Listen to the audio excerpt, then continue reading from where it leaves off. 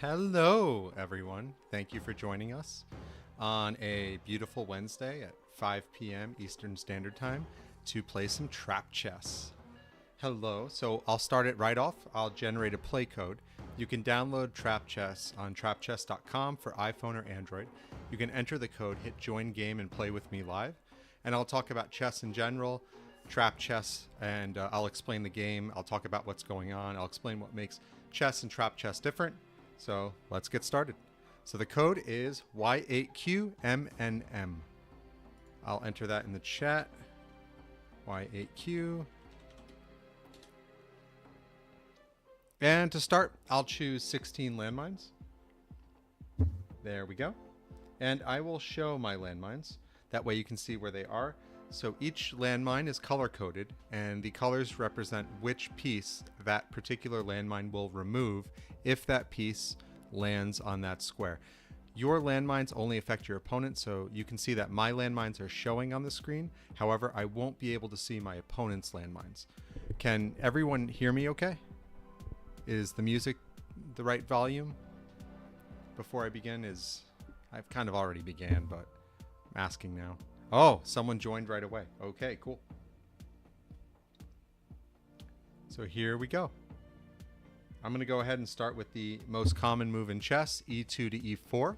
I do have a pawn landmine on that square, so if my opponent does come at it with their pawn and they try to take it, they would lose their pawn. Cool. Thanks, Kit and Kate. All right. And now I'll bring my knight out. In the game of chess, it's great early game to bring out some of your stronger pieces like your knight and your bishop, because pieces in the center of the board are strongest. So by moving them out early, it gives you more possibilities for moves you can make later. So let's go ahead and bring out... So my opponent is focusing on the light colored squares, as you can see. So I'm going to just bring out my light colored bishop for now. I'm going to tuck it away in the corner for later, but I just want to have it out attacking. It won't be able to break through that easily because of the light colored squares. If, for instance, if they move d7 to d5, they'll have a wall of pawns on c6, e6, and d5. Those two pawns will be protecting that front pawn. Yep, and I'll have to run away, or I can just start doing some attacking now. So I'll just run back, have my bishop there on the side for later, and then I'll probably start pushing my pawn in the front, and I'll have my bishop on c1 come out. The dark colored square bishop will be stronger here because my opponent is focusing their forces on the light colored squares with their pawns. I needed that. All right, so they're bringing out their knight. Cool. Here we go. I'm going to push that pawn right now. Since they're watching the stream, they know that if they take that pawn on e4, they'll lose a pawn, so they're trying not to do that. But it's nice that I have a pawn landmine on the d4 and the e4 squares, because those are blocking my opponent from pushing up the center. Now, if you were playing a regular game of trap chess without showing where the landmines are, then your opponent would know that, so they might just start taking things, and that would happen. I see. All right, I'm going to go ahead and attack and hope they don't have a landmine. And they don't, so cool. Usually after taking a piece, within about 1 second or so, a landmine will activate if there was one. Cool, so this game is starting out pretty strong. And thank you for playing with me, whoever entered the code. It's a lot of fun to play here. Let's see. Okay. Normally I'd be looking down at my phone, but I have it right up here on the screen, and then I just have to look down to make the move on my phone. So I'm going to go ahead and bring out my other knight. That bishop on c1 can come out at any time. By putting the knight there, I do attack a couple dark colored squares, so I'm attacking the g5 square and the e5 square with my knight. So those become... My knight creates protection for the bishop if I decide to bring it out. All right, they're continuing the pawn wall. Now, though, they don't have a way to block this. So this is me setting a trap on their queen. I could have lost my bishop by moving to the g5 square because it's my opponent's half of the board and they also have 16 landmines, but they didn't have a bishop landmine on that square. All right, they block with their bishop. No, I don't have a Discord. I'm building one piece at a time right now, and I have the game set up specifically so you have to play with someone you know. I will be selling the trap chests. See, it's mirrored, so you can see it behind me. That's the board game right there. So I will be selling that for a Kickstarter. So the app is designed for you to send a code to someone you know to show them the game and play with them that way. I will eventually have a Discord, and I'll have the ability for people to play like a computer. I'm going to gather game data to figure out the best way to do that. It's just, you know, I have to do one step at a time. And when I originally started this, I was interested in more building an ecosystem. So now that I have all the socials done, I have the app coming out, the board game coming out. See, it's mirrored. So the board game coming out soon. You know, I'm pushing that ecosystem. Let's see. Okay, so now they blocked me from attacking their queen because my knight was protecting the bishop on the g5 square. Yeah, thanks for the question. That was a great question. So I'm going to just retreat with my bishop. I'm going to pull it back rather than go for the trade. Because if I trade, they'll just take it back with their knight or their queen. I'd rather have that bishop considering it's on the dark colored squares, and my opponent is weakest on the dark colored squares right now. Okay, that's probably to move their pawn to g5. So I'm going to go ahead and push here. Now, that way if they push up, I can take with my pawn. Okay. Let's see. So that opens them up to come down to the e4 square or the g4 square if they want, or they could even go to h5. Those are all good choices. I know what to do. Let's push my knight. Oh, knight landmine. So I hit a knight landmine on the e5 square. So basically my move was a waste and I lost my knight on it. But you know, it happens. So you baited me. Great job. Okay, so now I know that's safe for my bishop at least. But we're going to go ahead and take that pawn and pawn landmine. Nice. You're playing the traps well. Whoever I'm playing against is playing their landmines really well.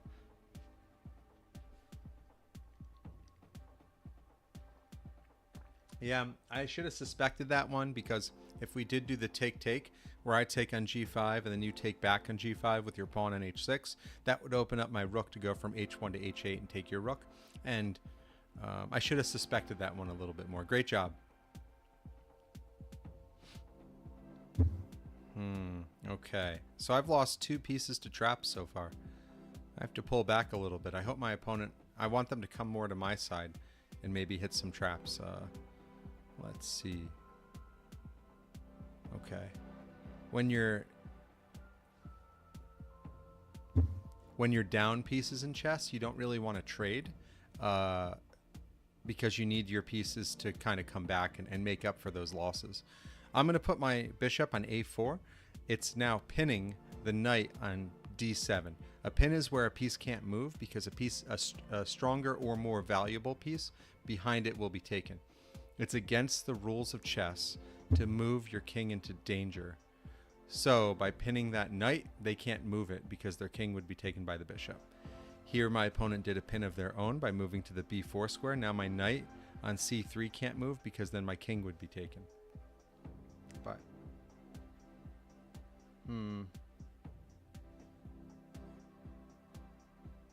we'll go here. I'll protect the knight with my my queen. Just a little bit more protection there. So it also lines up my queen on the dark colored squares with my bishop, because the dark colored squares are weaker for my opponent right now. So my opponent moved their rook there. They're looking to come down and take my pawn on g2. We can block very easily by moving the pawn up. It's protected by the pawn on f2 now, and it's also protected by the bishop on f4. Yeah, if you guys have any questions about trap chess or chess in general, feel free to ask in the chat. I'd love to answer those questions and help out. Yeah, I'm a chess teacher, so I can answer any of those questions. And if I don't know, I'll tell you I don't know.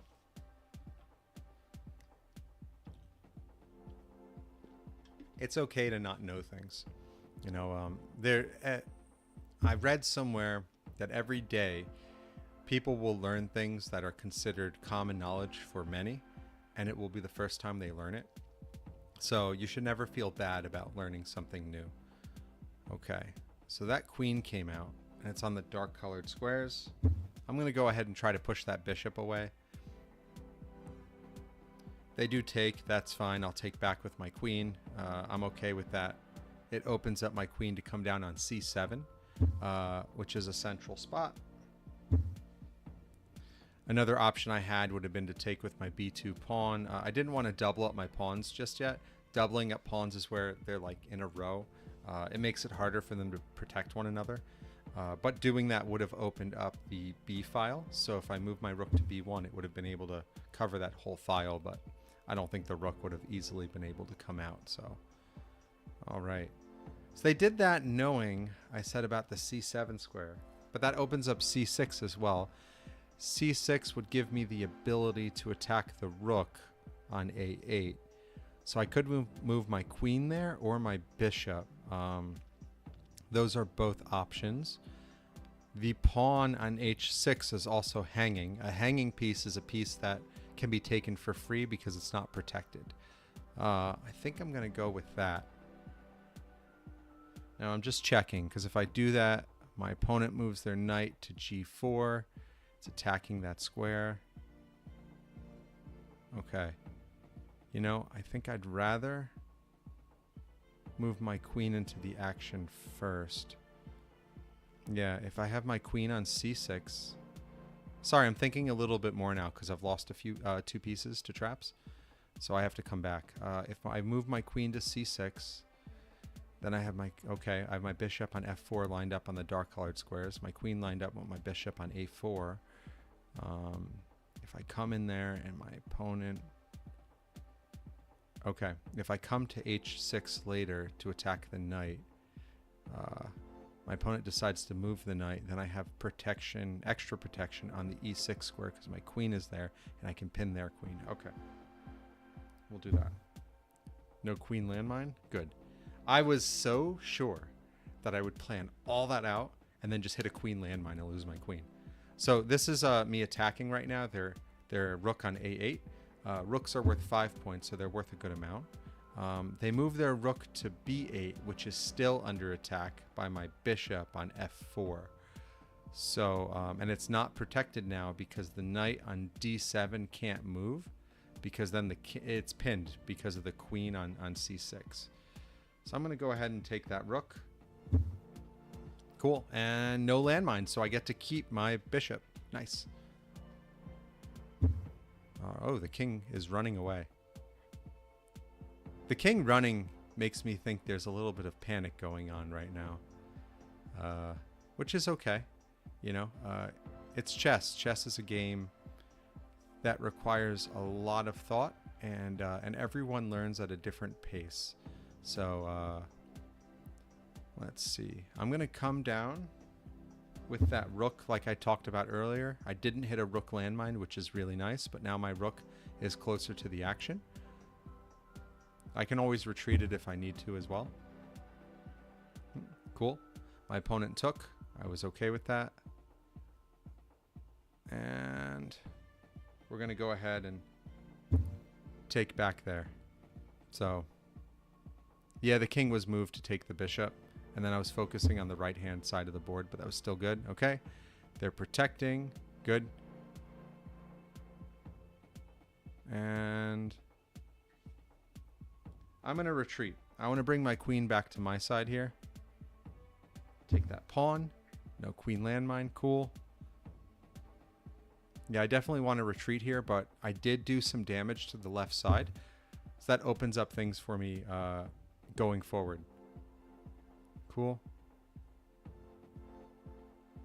Okay, so the queen is attacking. That move was specifically to try to get my rook out of there. But my rook and I are buddies. It's not going to go out that easily. Let me see point-wise how we're doing. I am. Let's tie. Let's tie.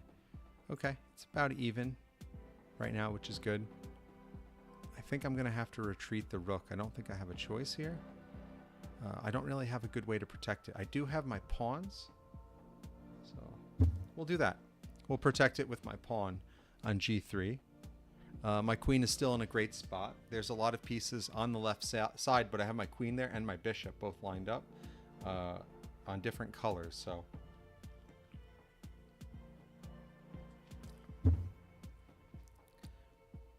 all right. Interesting. So the bishop was moved there. I'm going to bring my queen down. No. If I put my queen on c7, they can just move their rook over to c8. So that's not the best move for me. I'm going to put some pressure on my opponent's queen. Their queen's a little too close. It can't move any closer because of the positioning of my rook, so it does have to retreat, or I'll take it. The queen is on a dark colored square. It's under attack by the pawn on f4. Yep, it runs away. Cool. So let's see what else I can do here.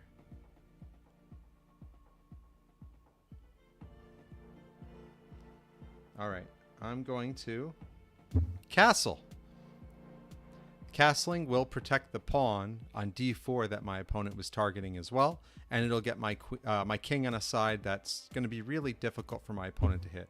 They can come down with the rook, which they did. It's totally fine for me. I don't mind that at all. So I'm going to go ahead and line up my rooks so that they protect one another.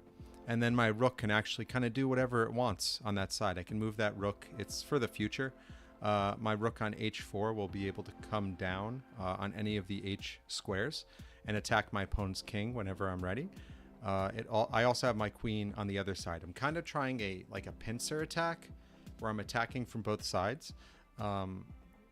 I don't know why they call it a pincer attack. I've never seen a crab use that kind of attack before. But maybe I just haven't watched enough nature videos. Maybe I'm just far behind on on the nature gossip in the crab world. You know, what other animals have pincers? It's crabs. I guess, does the mantis shrimp have pincers? Or because they do the cavitation thing with like that bubble. Anyone know? Oh, interesting. Okay. That's a push. So now that that rook has come down, I think it's been overextended. That opens up my queen to that c7 square again, which pins the knight. Lobsters, crabs, yeah. Is there anything else other than like crustaceans that have pincers? I mean, pincer the Pokemon, but... Oh, yeah, what about those beetles? Scorpions have pincers, right? Okay. Let's see. Okay, so if I come down there, I don't think my opponent can protect all of those pieces once I start attacking. Earwigs and centipedes. This is it's like, what did you do today? I talked about animals with pincers while watching chess. That's it. Yeah. All right, so you see, this is kind of what I was hoping for. I'm going to make my move here. Here's a check. I'm making my move. That's why I lined up the rooks. So now the queen is on the back row. So if the king moves to the back row, I can use the rook. See? Cool, cool. Yeah, and the queen actually isn't protected. So first, I'm going to do another check by taking the rook. And then there must be... I'm not falling for it. I think there's a queen landmine there. I'm pretty sure. So we'll find out. Yep, queen landmine. So that's something in trap chess called a safety square. If you don't have any protection with your particular piece and you put it there and your opponent can take it with a certain piece, but you have a landmine there, you're protected still. So it's a safety square. So the queen on d8 was protected by the landmine. So my opponent didn't need to have like a knight protecting it or anything else. They were already set because of the landmine. Cool. Okay. I'm going to... So now they want to trade. I don't know. Do I want to trade?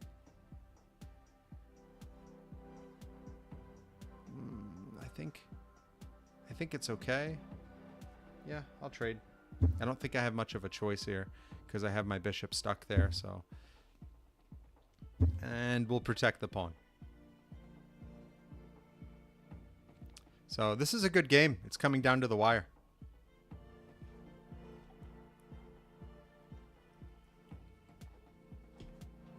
So near the end of the game, it's kind of difficult to get a pawn across the board. Boom. There's my first landmine activation. It was a pawn landmine. So that helped quite a bit. So it's difficult in trap chess to get a pawn across the board, especially when there's so many pawn landmines. There's 8 of them.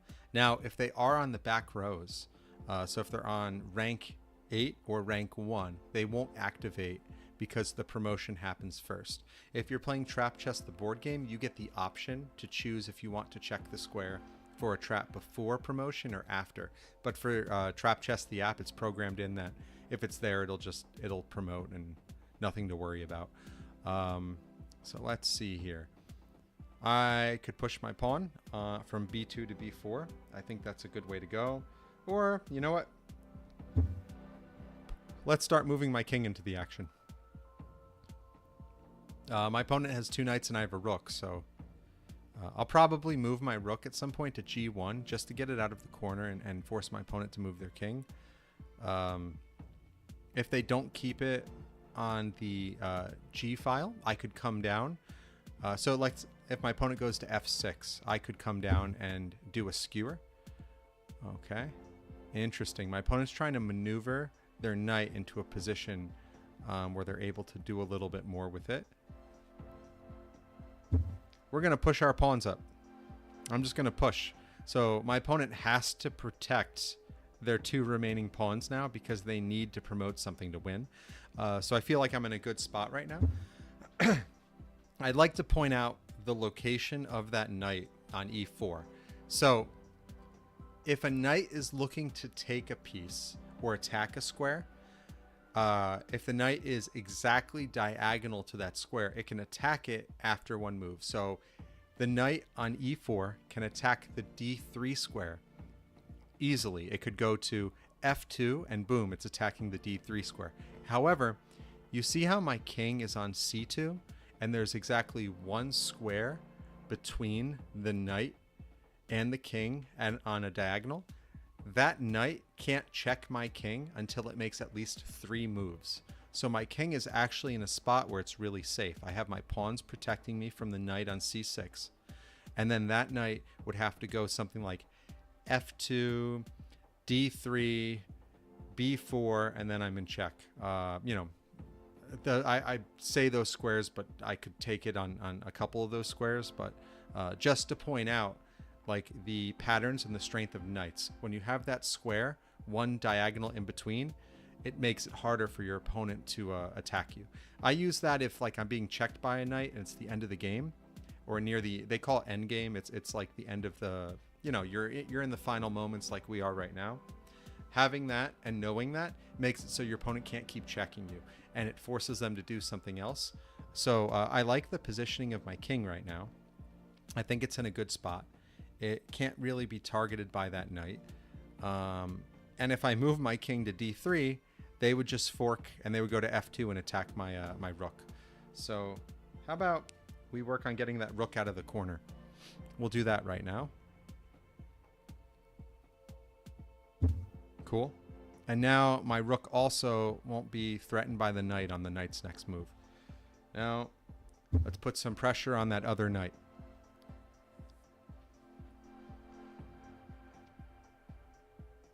And if need be, now I can bring my rook all the way to b1 and just protect that knight as I push it up, or I can go to a1 and protect the protect the pawn as I push it up, or I can go to a1 and protect the pawn that way, the other pawn.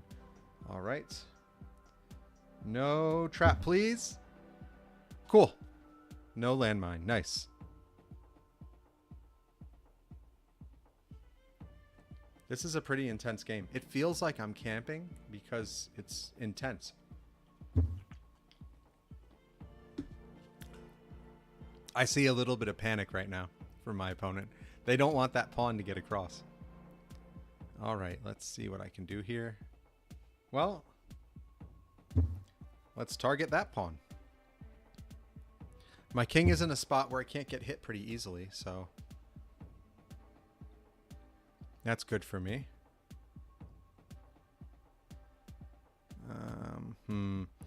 However, my king can't really get too far because of the knights. All right. We're going to do this. We're going to bring the rook to the other side and hope I don't hit a trap. It's a little risky, but I think it'll work.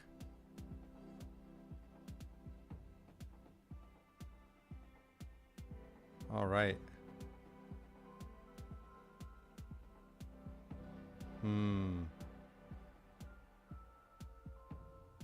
That knight can't hit my king, but let's see what else I can do.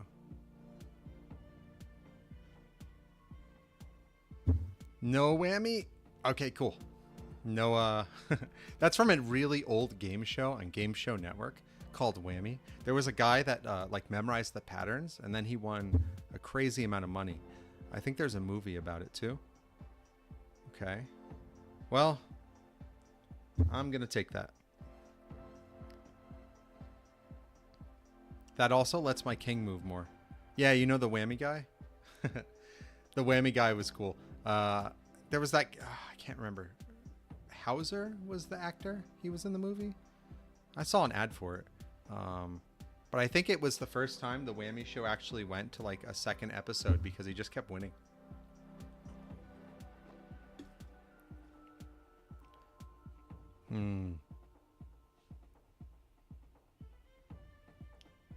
All right. Let's protect our pawn.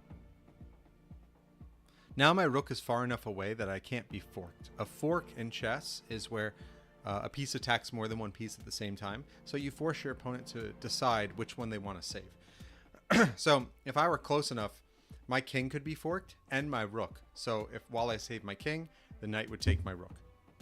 But I don't really have to worry about that. Don't. Okay, cool. No, I tell it like, don't activate a trap. That's what I'm saying, but it's going to do what it wants to do. Okay. Well, let's push up our other pawn.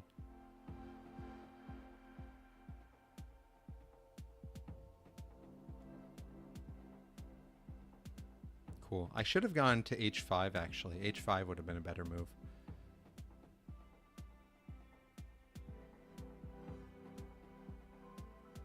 The two knights are restricting the movement of my king pretty well, but I am making progress here. The app does have programs in. Nice. So that was a knight landmine my opponent hit, so they just lost their knight. That opens up a lot of things for me. So now I can run up and use my king more effectively because there's one less knight. And I have a lot of pawns I can start pushing. The king is great because you can use it as a scout in the board game. So if you're playing the board game, every time you land on your opponent's side of the board, you can check the square and see if there's a trap hidden underneath it. And there aren't any traps to take out the king. So so it's really helpful to use your king that way. But in this, I just know if I use my king, it won't get taken by a trap because, you know, that's not how chess works. So I pointed out earlier about that pattern with the square diagonal being open on a knight, and it takes 3 moves for the knight to attack the square that it's diagonal from.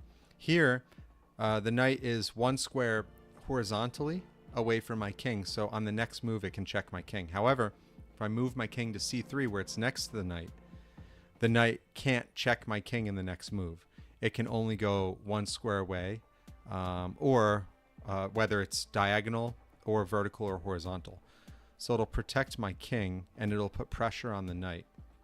I think that's my best move. Let's do that.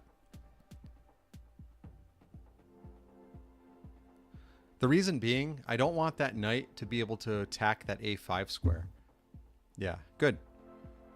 So now that I did that, I can protect my pawn with a pawn, and that lets my rook move more freely.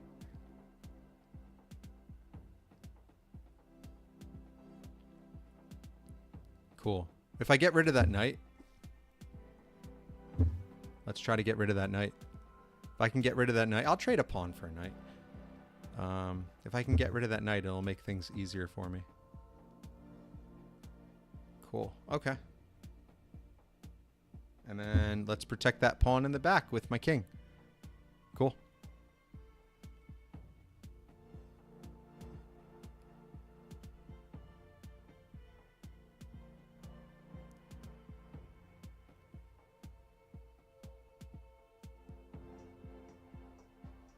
The knight can take it. That's fine. And then let's do that. Ah! Pawn landmine. I had a feeling. I had a feeling.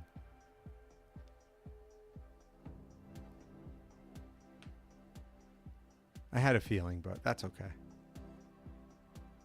I need to take out that knight. If I can take out that knight, I can go for the win with my king and rook. I don't even have to get a promotion. But that knight, it's so frustrating. Hey, knight, what are you doing? It's not even nighttime. This is a good game. We've had 6 trap activations so far. I've lost 4 pieces to traps, and my opponent's lost 2.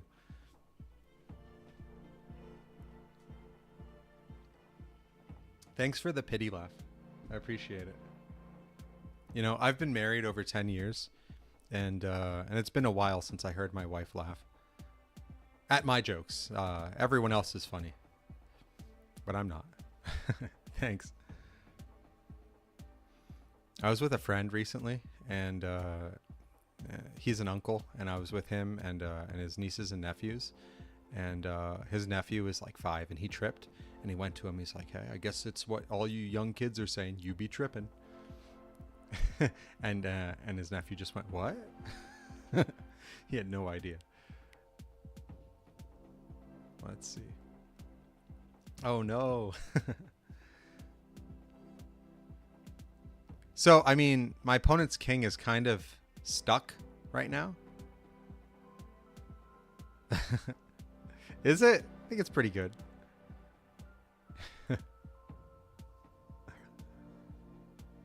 We're in the end game right now. This is pretty good. You guys have any comments on the game?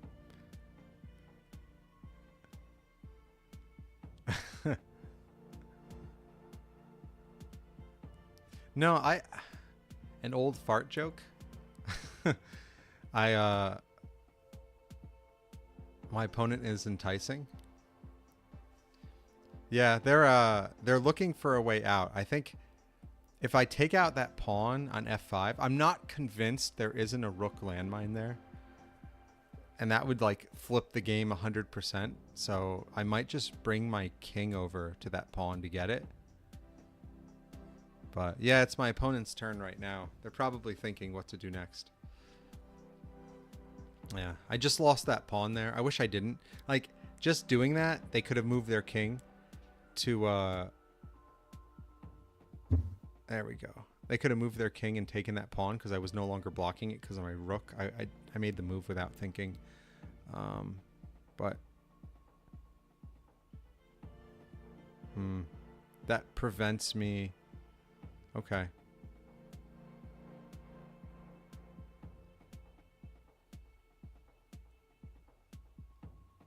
Okay. Let's start moving my king over.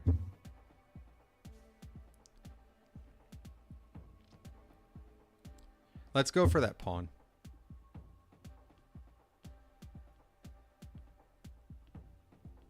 Okay, yeah. Let's go for it.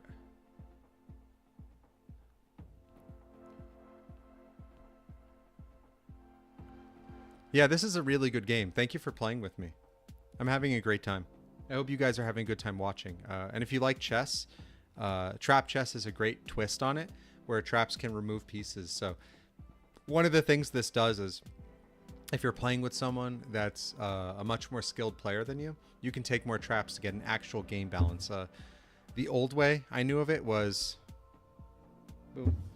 The old way I knew about doing this was you would just play without a piece. That's how you would do it with chess before. So you'd be like, okay, I'll play without my queen because you're a beginner. But it doesn't...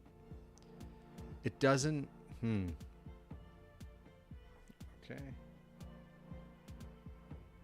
Take. But doing that doesn't...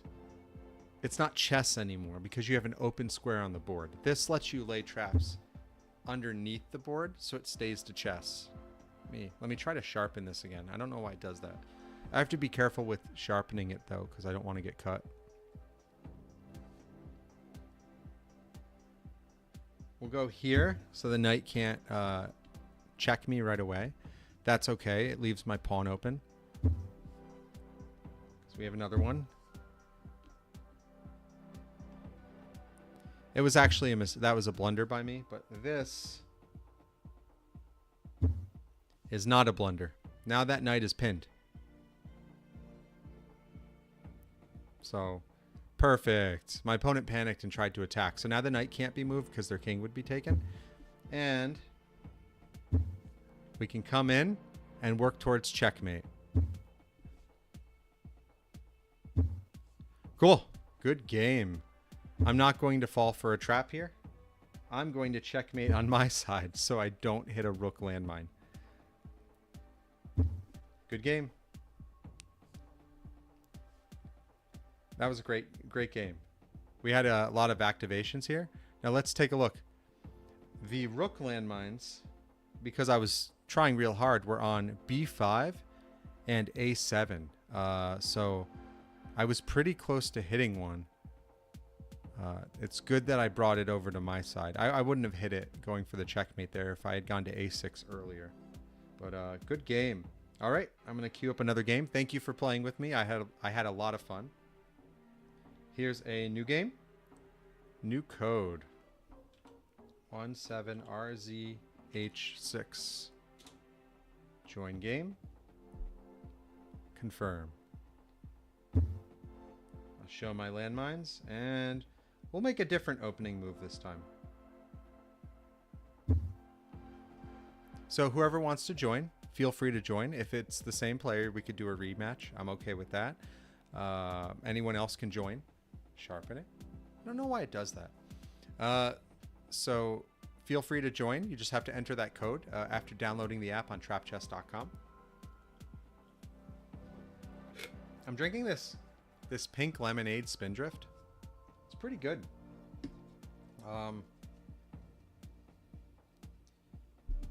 It doesn't have any lemonade in it though. So, all right. So my opponent joined. They picked 16 landmines. All right, let's go. I'm ready to play. Thanks again for joining to play a game with me. So when I start playing the games, I'm trying to gauge my opponent's strengths so that I can try to play at their level. I haven't... Okay. So it looks like they want to get the diagonal open. So they want to move their bishop maybe to b7. That's common. That's what I was looking to do anyway with my bishop. So if I have the dark colored square diagonal all the way, they can get the light colored if they want. Yeah. So, okay. And then what I'll do is I'll put my knight there in the way of my bishop. So there's something in chess called X-ray attacks. An X-ray attack is where you're attacking through a piece. So it's a great strategy where you can move the piece out of the way and then have another piece attacking. So your move can attack a piece. So like I could move my knight to a square and attack a piece, and then have my bishop open up and attack diagonally through that. So my opponent is essentially being attacked twice, and they have to make a decision if you do it correctly or if your opponent falls for it. So I set that up right there. So as soon as I move my knight, it'll be for an X-ray. Pretty good with that. And that knight will also protect that square. So I can turn and block my opponent with their bishop on b7 from controlling that entire length. That's why I put the knight there. I had a couple reasons for it. I'm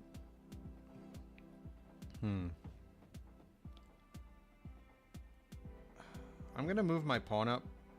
I don't want to move my pawn up. I'm thinking of not taking that pawn and just moving it up. And it'll be protected by my bishop on f1. That's like one thing I'm thinking of. Yeah, let's do that. No pawn landmine? Cool, okay. It's protected by my knight on c3 and my bishop on f1.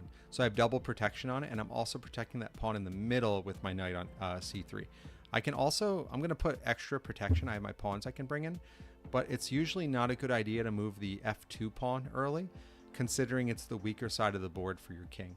Oh, my opponent wants to go straight to attacking.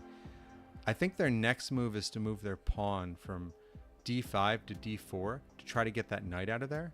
So they don't like that I block them that way. So we'll go ahead. We'll just take it. And landmine. That was actually a good landmine for me because it prevents them from going from e6 to d5 and then forcing me to move the knight anyway by moving the pawn from d5 to d4. So I'm happy with that. I'm happy there was a landmine there, actually. So, cool. I'm going to bring my other knight into play. I love my knights. They're my favorite pieces. And now we're going to cut off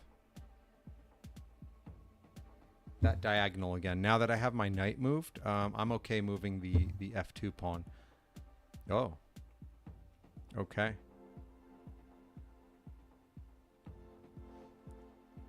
Let's attack.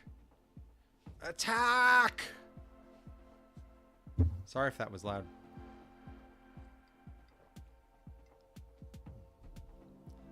Let's see here.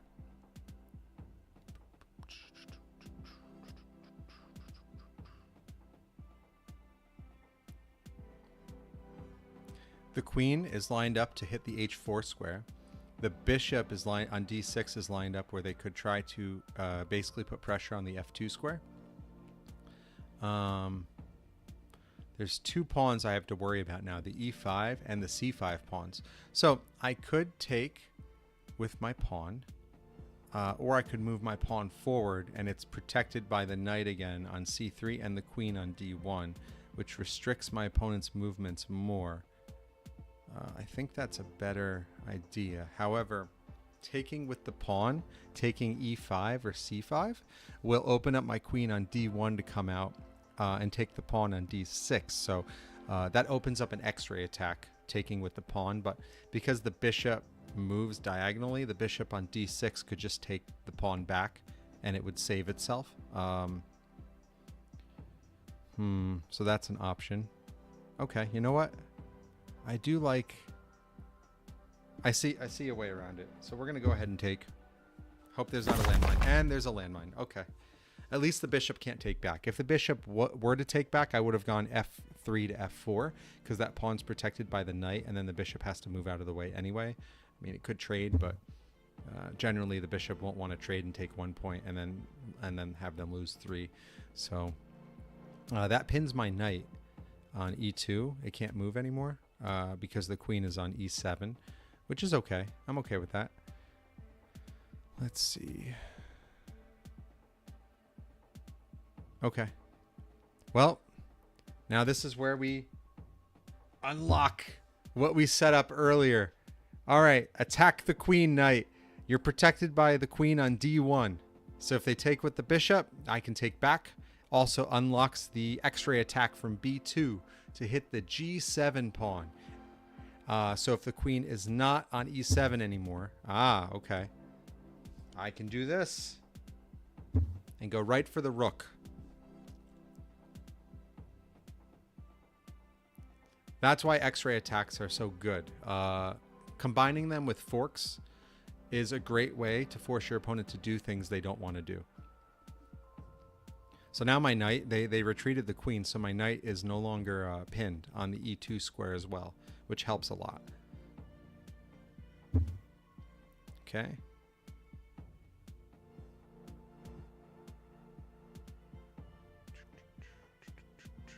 Okay. So now my knight is kind of sitting there. I could take the rook. I'll get the 5 points, and then they'll take my knight, and they'll get 3. But I'm looking at the positioning, because chess isn't all about points. They'll have a knight in the center of the board, which is pretty good for them. So I can't necessarily just go forward with my plan and think it's the best plan. I have to look at my options. I'm looking at the option of moving my knight from d5 to f6. That will check their king. The only thing they have available that can take it back is their knight on d7, and then I can take it with my bishop. Then they'll be forced to move their rook out of the way anyway. I could bring my queen into it. I could retreat with the bishop. The bishop is pinning the knight on e7 at that point because it can't move because the queen would be taken. So let's see here. Yeah, see, it's important to look at your options because there's usually a better plan. Okay, I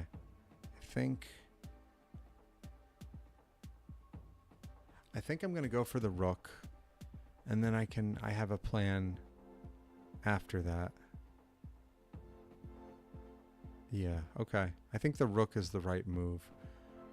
It'll help me later in the game.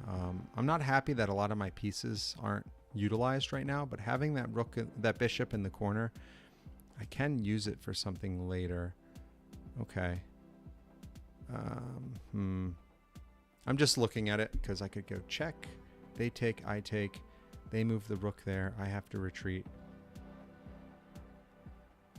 It's a really great way to get out of this problem that they found by attacking the knight, because they have 2 attackers on the knight on the d5 square.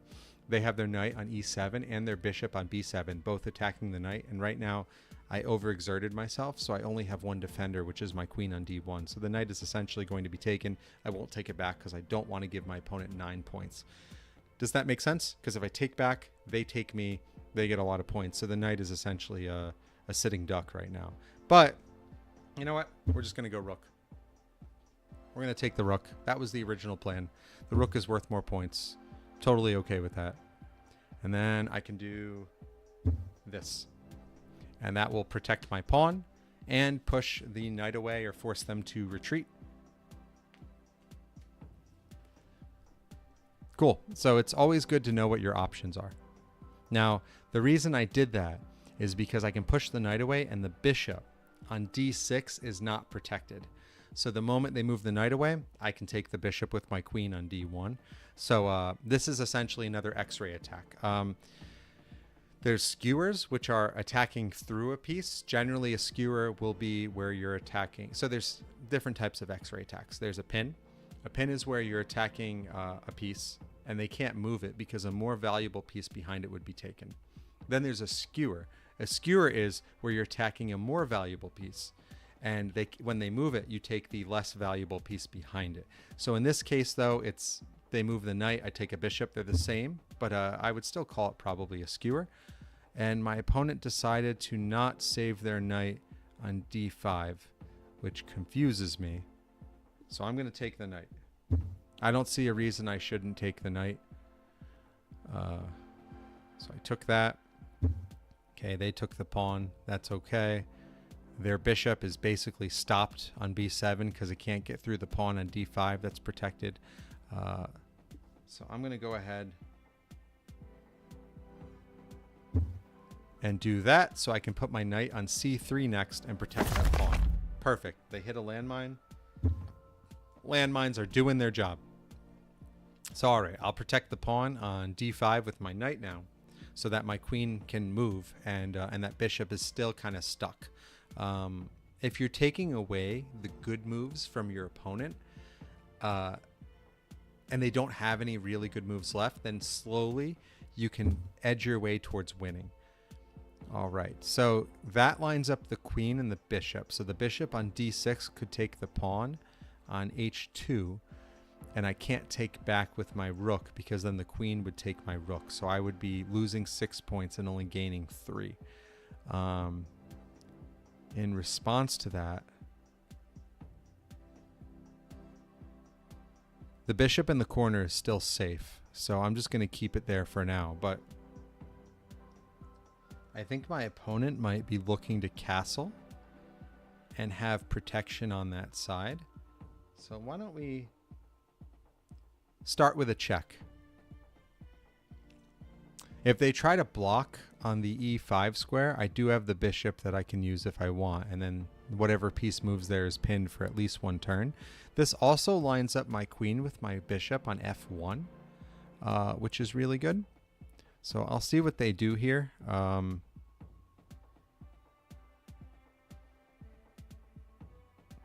The other move I was looking at was g2 to g3 to block. Okay, so now they can't castle anymore because they've moved their king, but I do have to save my bishop. My bishop is my buddy. I don't want to just like give up the bishop, but it is kind of blocked in there. But we have a square that we prepared for. No queen landmine, please.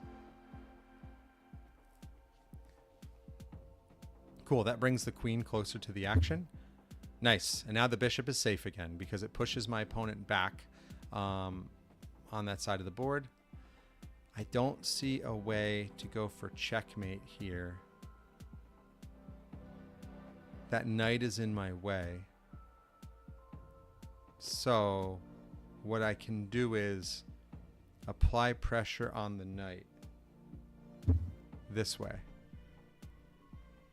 That also opens up, my queen can come down to the e8 square, but that means my opponent basically has to keep their rook on the 8 rank to prevent a checkmate if the knight moves out of the way.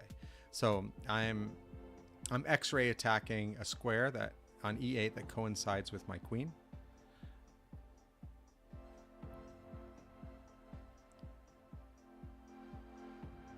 Oh, see? I see something.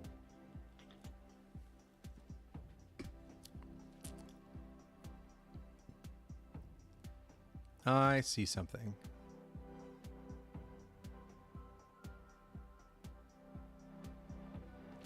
My opponent's taking their time.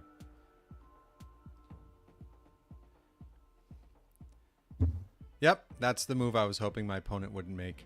I made a mistake. I allowed them to... I should have taken the pawn on f5, but I wasn't paying attention. That's okay.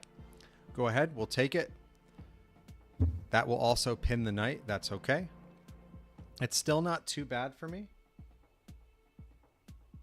I don't want to castle on that side because of the bishop-queen threat. Let me see. I know I want to bring my rooks into the action. Really good move, by the way. That was the best move you could make. It prevented me. I had to trade queen for rook. I had no other choice. So that was a great idea. I did make a mistake there. Let's see. Okay. I'm going to castle. It's a safer side over here because my opponent can't really get to me from what I can see. Their knight is pinned on the d7 square, which is good for me. And now I can bring my rooks into the action and start going after their king.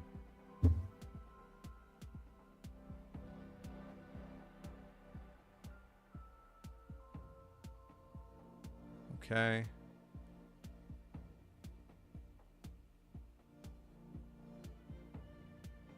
Okay, I need to think more because I'm making mistakes. Let's see.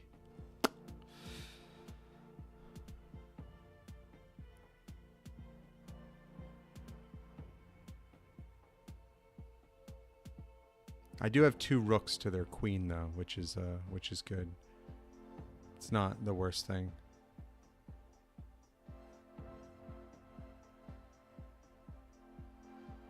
That pawn on h2, I could protect it by going g2 to g3. But my bishop right now doesn't really have any safe squares because the knight isn't pinned anymore. So I'm considering moving my knight off of c3. I think that's a good idea.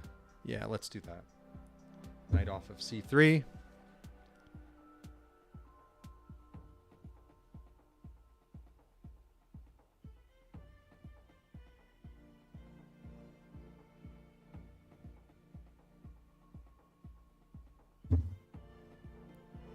Okay. I think I want to take that trade. Yeah, I'll take that trade.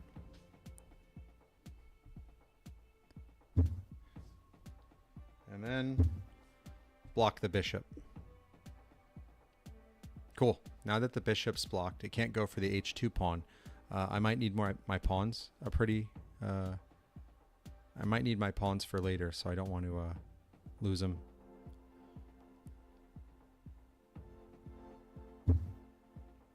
Cool.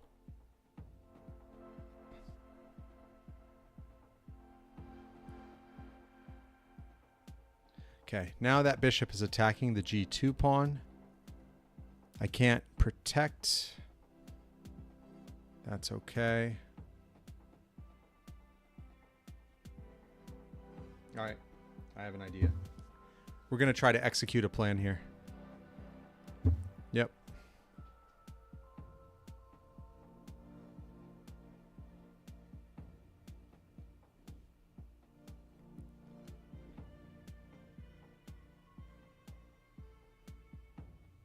Okay, let me make sure my plan functions properly. Okay.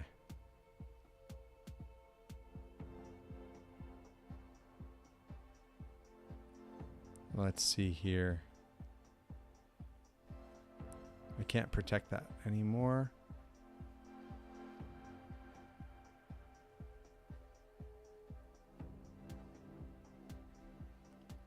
Sorry, sometimes I just have to think.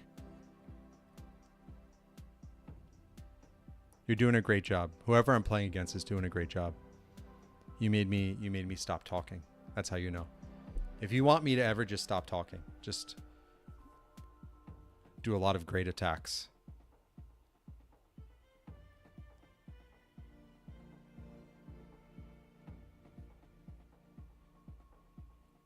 I don't want the bishop to go to f3. Okay. If the bishop goes to f3, that's bad for me. It is a good game, yeah. All right. We're going to block the bishop from going to f3. Yep, saw that coming.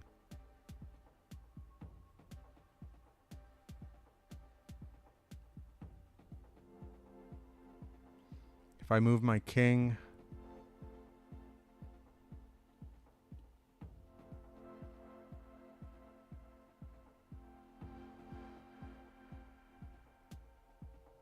yeah, I have to take it. It is a good game. You're right, Rochelle. Okay, let's check again.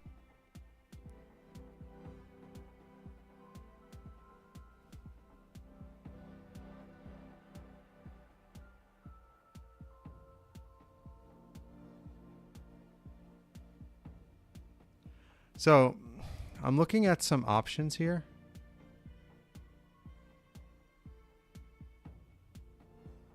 I think rook there is good because the rooks are protected. I do have a couple things set up. Yeah, go. Rook there.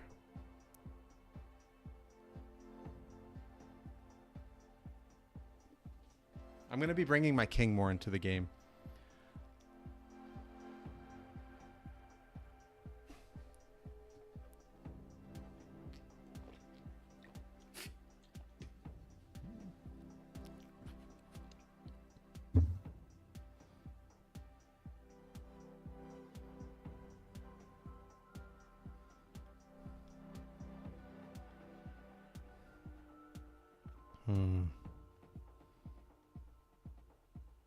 That one mistake got me really good.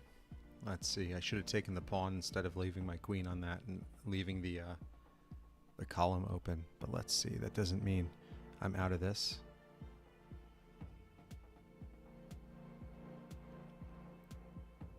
So I think the goal you want me to do here is just put everything on the dark colored squares so that bishop isn't a problem as much anymore.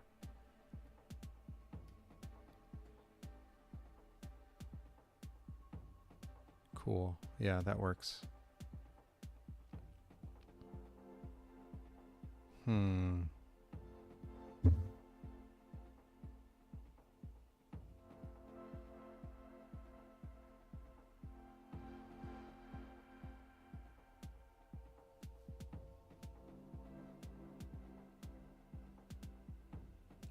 Okay.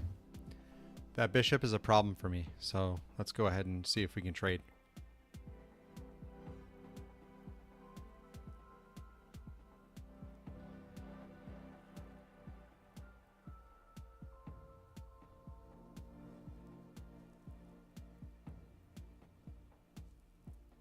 I'm going to trade bishops. They could. I have to think before I move right now. The game is pretty intense. Let's see. Okay.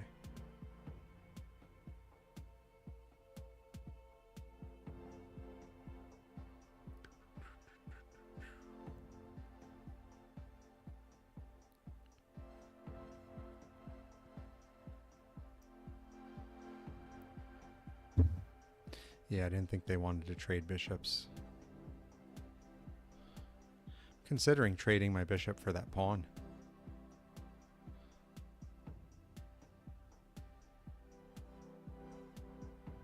No, I'm not going to do that. All right.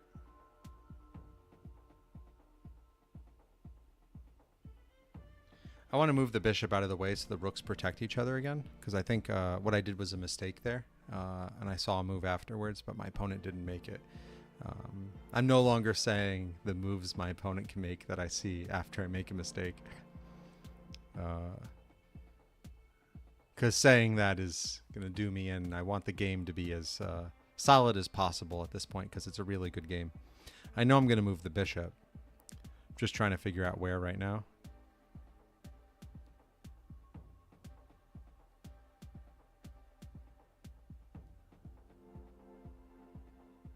Let me see. Let me think. I could go that there. They'll probably do that, right? And then I go there.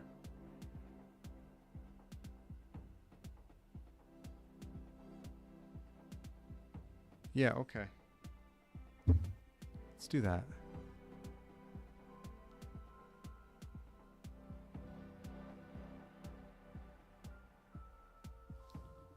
Attack the queen.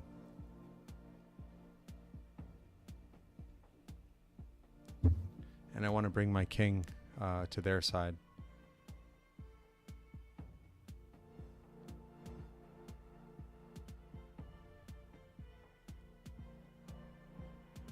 Cool, okay.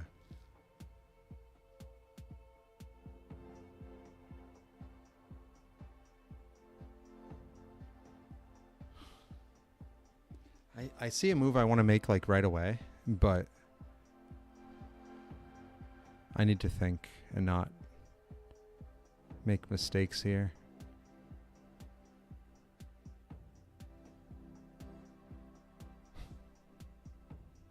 Yeah, that one.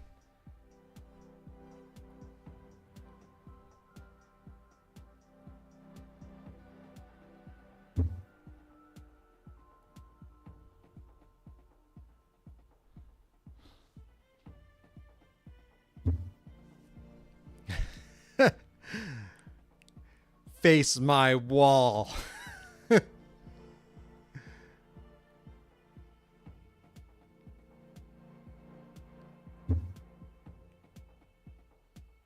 All right. I think I want to take it. Yeah. I want to take that. Yeah. Oh, my opponent made a mistake.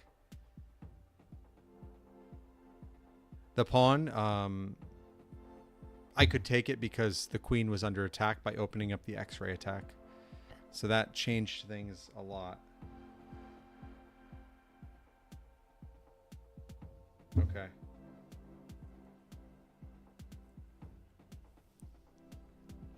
Now I have 2 rooks, so I think this is a...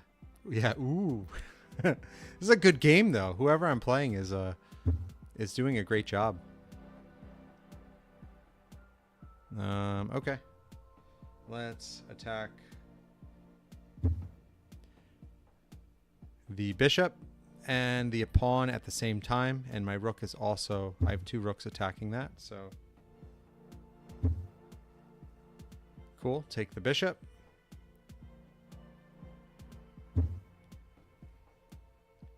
Take the pawn.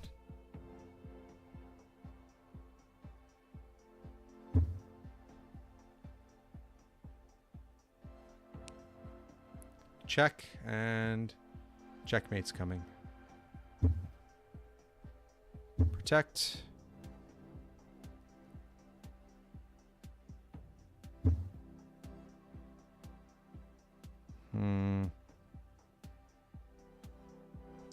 I don't have to worry much here, so I can actually... What I'll do is I'll restrict the movements my opponent can make. Ah. See, so now if I move... if I move my king to b4, my opponent will stalemate. It'll be a tie because they can't move their king anywhere without it being in danger. So I don't want to do that. What I'll do is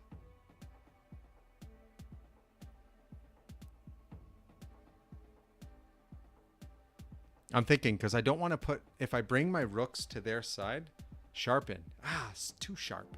Okay, check. Okay, not bleeding. So I don't want to bring my rooks to their side. If I go to my opponent's side, I run the risk of hitting a trap. If I move my king, which I was going to b4, that's an automatic stalemate because their king doesn't have anywhere to move and they have to make a move and their pawn can't move because of the king. So what I'll do is...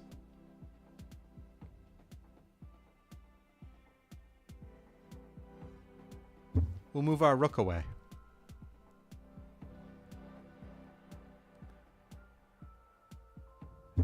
Cool. Okay. Check.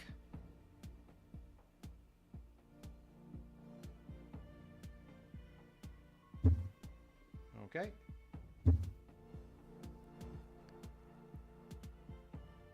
Now, the moment that pawn moves to my side, I'm safe in taking it. So that's what I was hoping for. It hit a landmine, though, because it couldn't really go much further. So...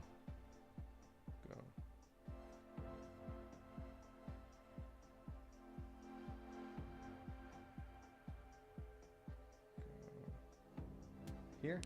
Check. Good game.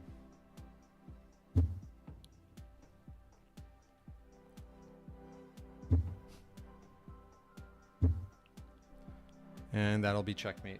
Good game. That was a really good game. The people I've been playing are really good.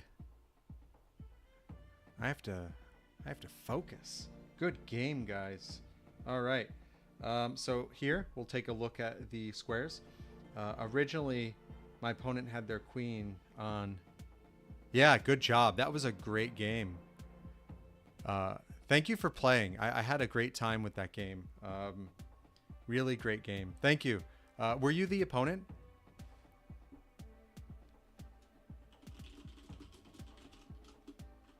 Was a great game. Yeah, I really mean it. So, okay, let's set up another game. Let's keep this party going.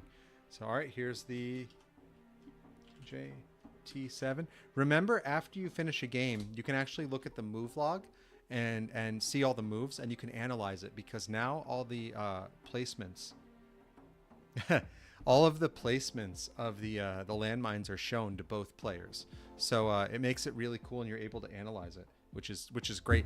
You could see and be like, oh man, I was one square away from losing my queen.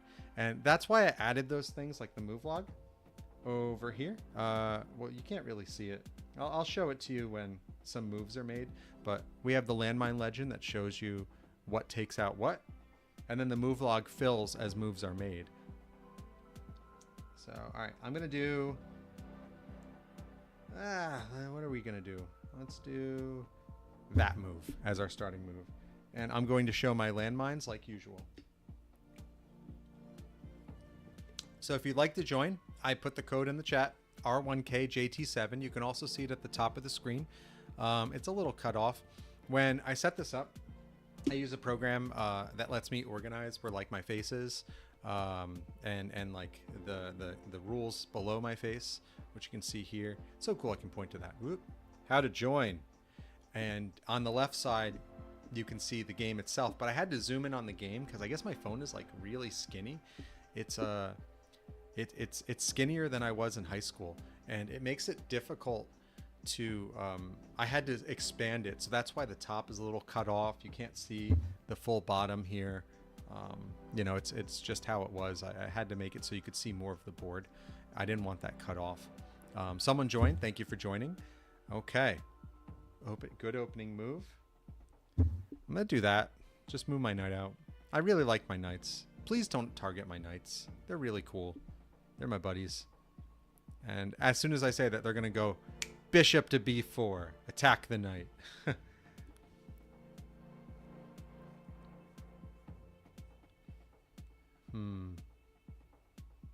Let's see. So yeah, we started again. So does anyone have any questions in general about trap chess or chess? I'd love to answer anything. Also, I do have to say this is the first time I'm streaming with my cat in the room, and he's a baby. So don't ask your questions in all caps. It'll wake him up. Okay, so I'll just do that just to block the bishop, and wait to see what my opponent's gonna do. Yeah. Okay, so that blocked their bishop from coming out, but it stopped my pawn from going further.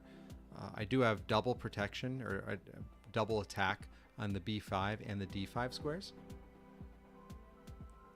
All right, we're gonna go there.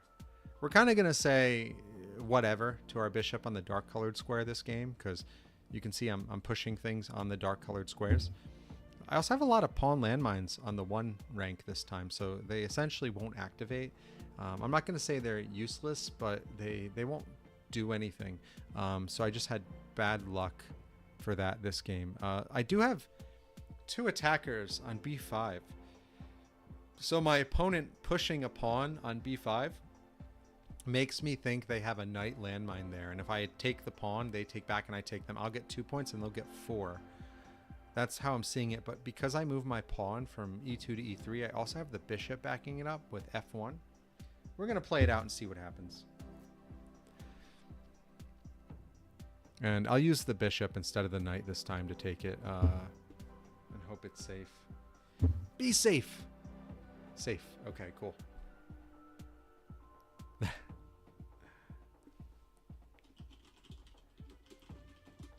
And Rochelle, don't be so hard on yourself. I've played with you. You're great. Oh, no. It's not safe. There was a bishop landmine there. There was just a little delay because my internet is slow. Oh, no. Good planning. I fell right for your trap. Nice.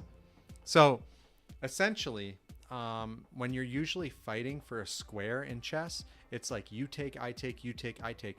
The landmines throw in this really cool mix where one of the takes just blows up, and then the person who normally would have taken back can spend a move doing something else. In this case, it was 2 attackers on that 1 square, and they only had 1 defender, so it wouldn't have been a you take, I take situation, but they did play that really well to have me lose a bishop. So great job. I'm going to block you from going to that g2 pawn, because if you take that, my rook is just dead meat because I don't have a way to protect it. All right. I need to bring out some other things here. Though I don't like doing it, I'm going to put a knight on the side of the board. knights on the side of the board can hit less squares than knights in the middle, but I think being on the side of the board is the best option for this particular knight right now. He's a little afraid of the other pieces, so he just wants to stay as far away from those pawns as possible. It's okay. I'm trying to help my knight come out of its shell a little bit more and be more friendly, but it's a process. Okay. Let's see here. My opponent's pushing a lot on the right side.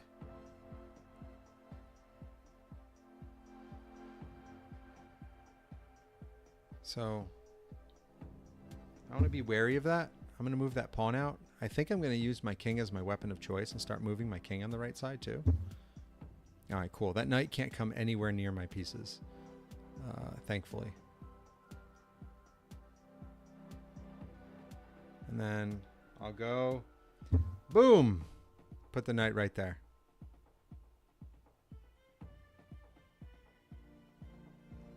Great.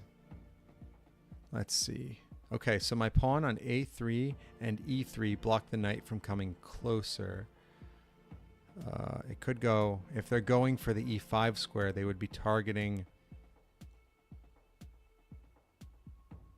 the f3 square.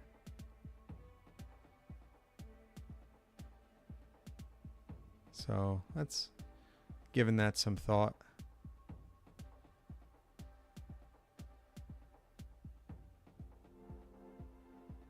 Okay. I have an idea. We're just going to move that knight back in and put the knight that started on b1. If they're targeting that square, the knight that started on b1 is going to be going to g1. He's going to be going to a safe space where his other knight friend was. And I think that's the best way to protect that pawn on f3 because it's become weaker. And just, you know, he'll feel comfortable there. That's where his friend was, so okay. Let's do a little bit more blocking then. We'll block my opponent from putting their knight anywhere in the middle of the board where it could be a problem for me.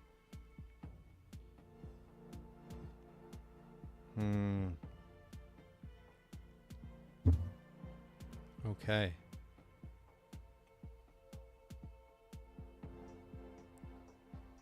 All right, you know, I've been doing a lot of defending here.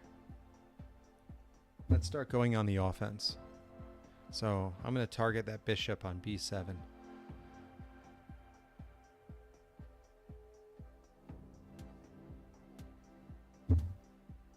Interesting. My opponent didn't seem to care about it.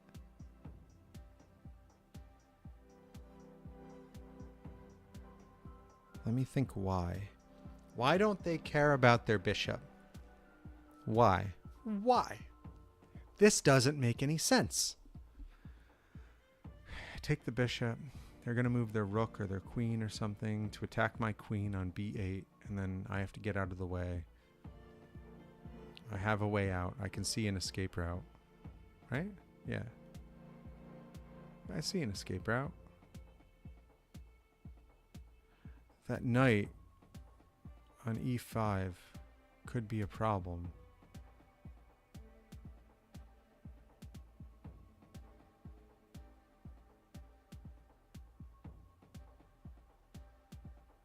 I'm just looking to make sure I have an escape route actually, because maybe I don't. If I take the bishop isn't attacking that square anymore. I don't have anything defending it.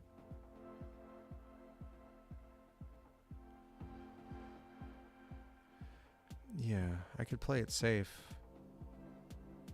All right. We're going to play it safe. The fact that they don't care about that bishop on b7 makes me think there's a landmine there for my queen.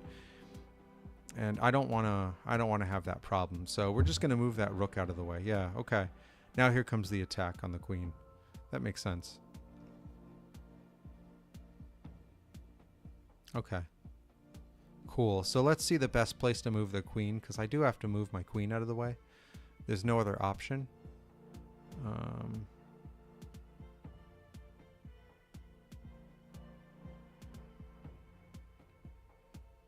This might be a rematch from the last person. This This person's playing really well.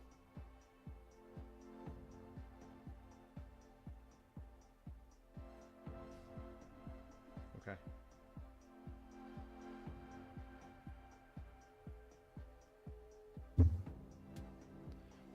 Yeah, I think that's the square I want to be on. So I got pushed back. That was like I wasted a couple moves, but I'm okay with that. I have some options here. Yeah, okay. That's good. Good play.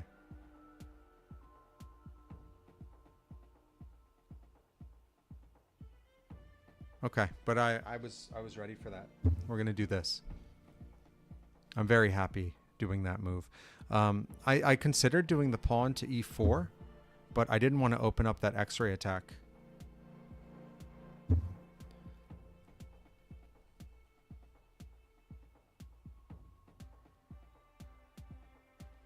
Yeah, the knight can come in for a check, but that's okay.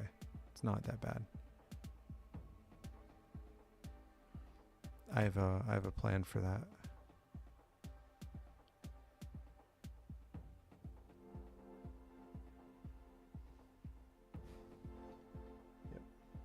Yep.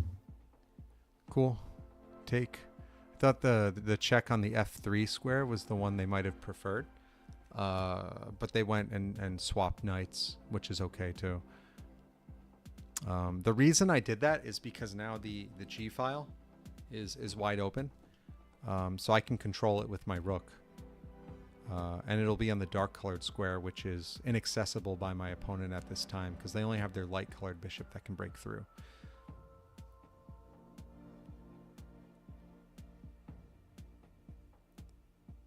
Does it help when I'm saying like what I'm thinking? Yeah, see, I said it and now my opponent was like, no, bad. I'm not doing that. So cool. Okay.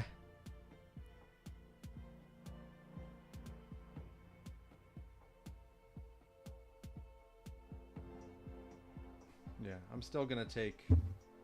I'm going to take it before they take it. All right.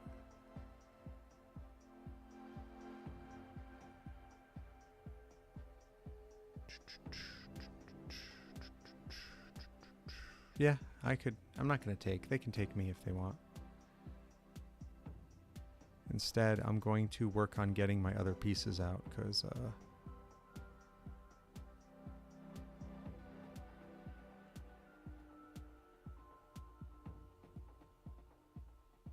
yeah, that could work. Oh, that's an interesting move.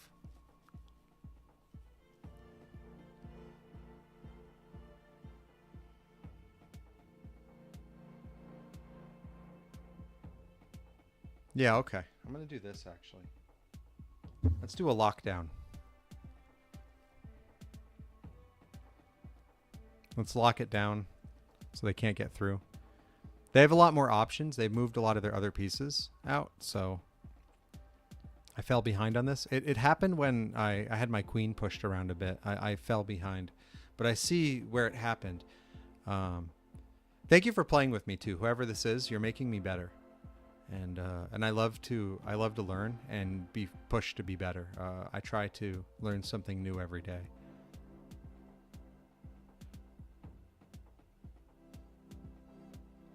Yeah, that opens up an X-ray attack as soon as I move that knight out of the way, so I can attack more than one piece at once. So it opens my possibilities for attacks. Interesting. Bringing the rook in. Okay. I'm going to go ahead with my pawn then. The other pawn is protected by the rook and the bishop. This will allow, this is kind of what they did where I moved my queen in and then I had to move sharpen. And, okay. So that confuses me a little bit because rooks are worth more than knights and my knight can take. But I think it's because then they plan on coming down and checking my king.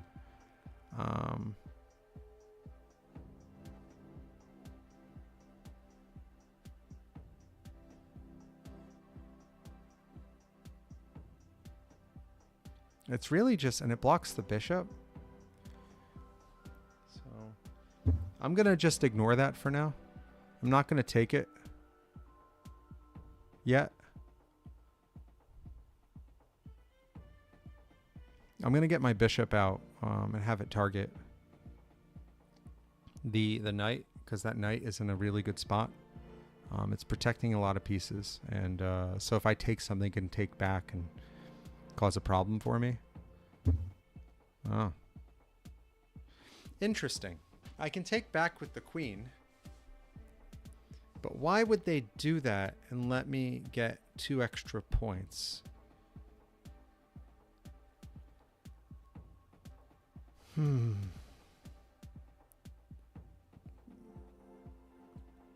That's interesting. I don't understand that move, but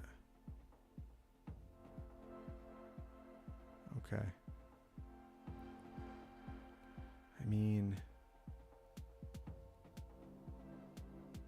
I'm going to take the bishop. If it's a mistake, it's a mistake, but I don't really see the problem just yet. So let's see what happens.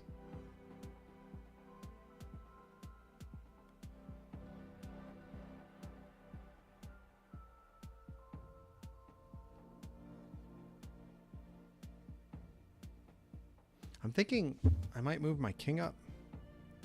Really?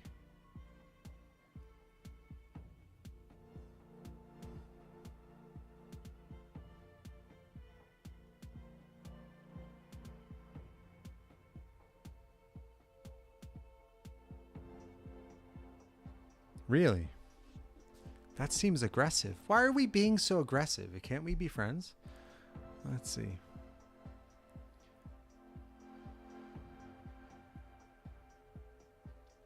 So the pawn is pinned on e6. I got my bishop attacking that knight, but their queen is protecting it, so they can't use their queen right now. That rook is close, but what's it going to do? I mean, it can take that pawn, but... Alright, well... I'm thinking I'll castle, because I do have that pin from the pawn on e3, and it seems to be a little bit of a problem. And then I have my queen on that side, too, so my queen will definitely protect me. So now things have changed, because that rook is now protected on g1, which means that rook on e4 is a sitting duck for my knight. So I've changed things a little bit here. That works for me. That was the plan anyway, get that rook on g1 protection so that I didn't have to worry about that pin in the center anymore, because that pin in the center was a problem.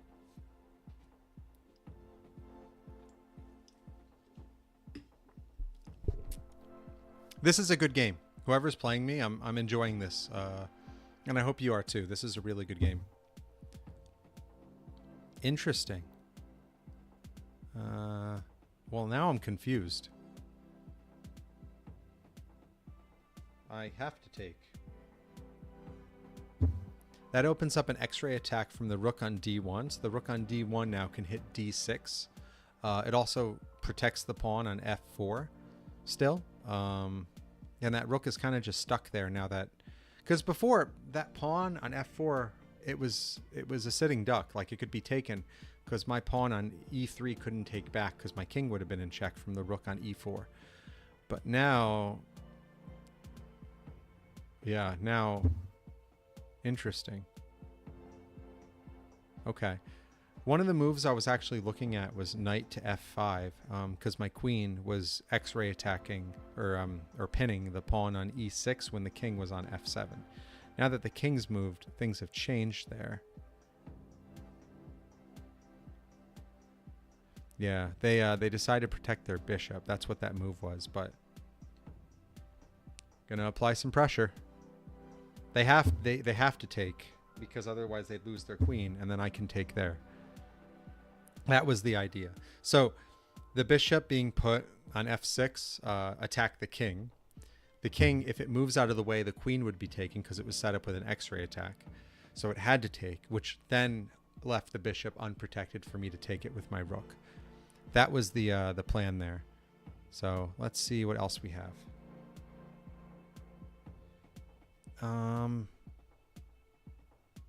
So I'm looking at two things here. I'm looking at checking with my queen, or three things. I'm looking at saving the rook.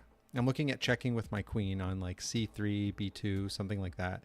I'm also looking at knight takes on h5, which is another check with the knight. And then I can go rook for rook if I want, but I don't think that's good because they'll just threaten the knight and then take, and then I have another rook that's under attack. All right, we're gonna save our rook. We're gonna be conservative here and save the rook. There's no reason to push hard here. If I push hard, I can just end up losing pieces. Okay.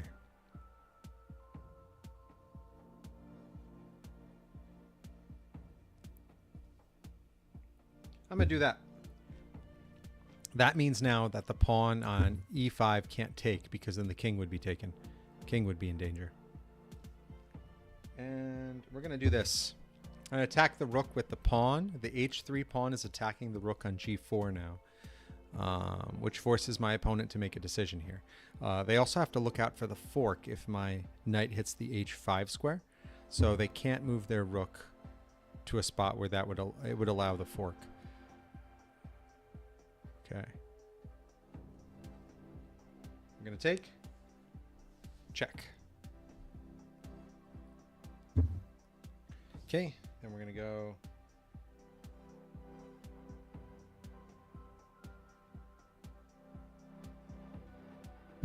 Here. I know my pawn on h3 is unprotected, but I don't see a reason to protect it.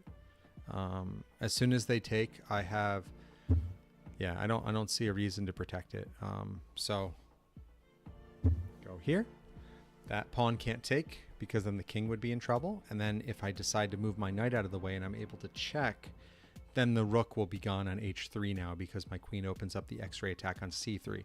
That's why I didn't bother protecting the pawn on h3. I hope this makes sense. Are you guys still engaged and watching?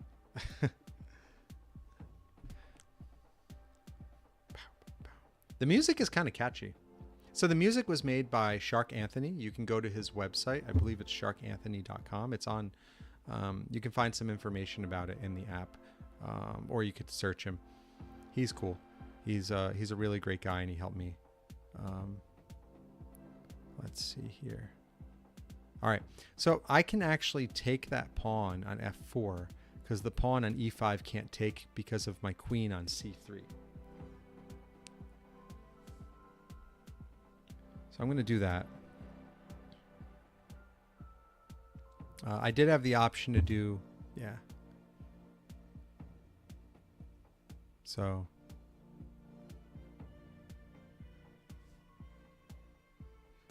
Come on. Okay, good. I thought for a second I'd hit a rook landmine and that would be it, and I'd lose that rook. The rook is protected by the knight and the pawn. Interesting. All right, I think that's game. Good game.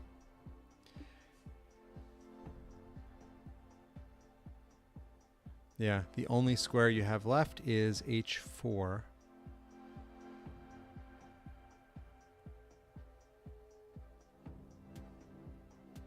And then we'll go. Good game. So let's take a look at where the traps were. Oh, my rook was really close to hitting a trap on the g6 square. And the queen ones were right next to each other too. So if I had brought my queen on that side, the F side is actually the weakest side for attacking the king. So if I had brought my queen on that side, it would have been in trouble. Great game. Thank you for playing. That was a lot of fun. I'll generate another one. Whoever wants in can totally join. All right.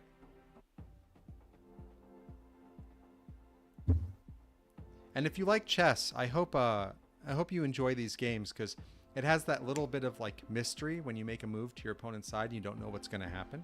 Sometimes you can hit a trap and you lose your piece, and it can flip the whole game. It really can. Other times you get a new position, you're like, oh, now I've opened up a piece to attack through that square, so it changes things. Makes it pretty cool. So whoever wants to join can enter the code. I entered it in chat. It's R2V8FQ.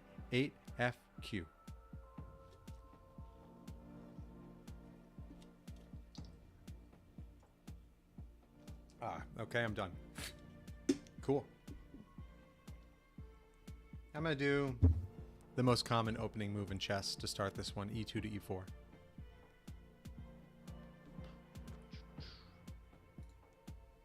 Yeah, and thanks for tuning in to watch, guys. You rock. I couldn't do this without you guys. So I'm having a great time playing with everyone too. So yeah, feel free to join anytime. Anyone can enter the code and join. If you are new to the stream or you haven't been here before, you can go to trapchess.com and download the app for iPhone or Android, and then you can enter the code and play with me live. All right. I'm going to be aggressive this time.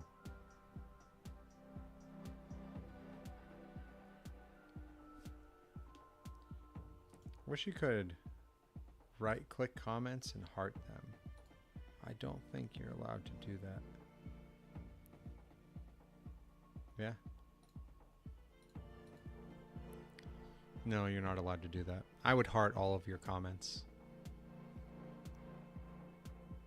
Not to be confused with arting your comments. I can't do art very well. Let's see. This is an unusual line. Okay. We'll just defend the pawn with a knight. I'd rather have the knight in the middle of the board. Okay.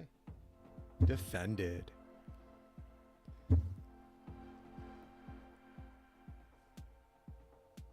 Mm-hmm.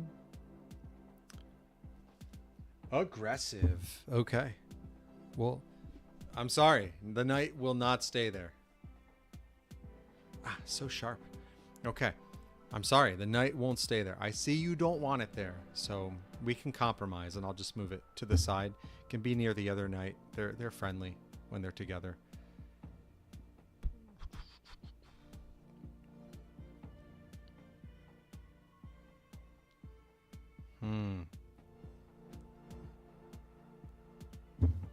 I have a plan. Interesting.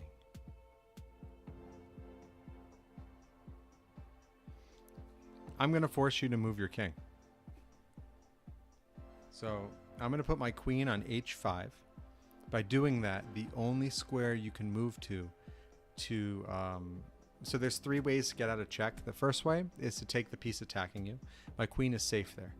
The second way is to block by putting your pawn up from g7 to g6, but because my bishop is on d3, I could take that pawn for free with my bishop. Then if you decide to take the bishop back with your pawn, my queen can go from h4 to h8 and get the rook.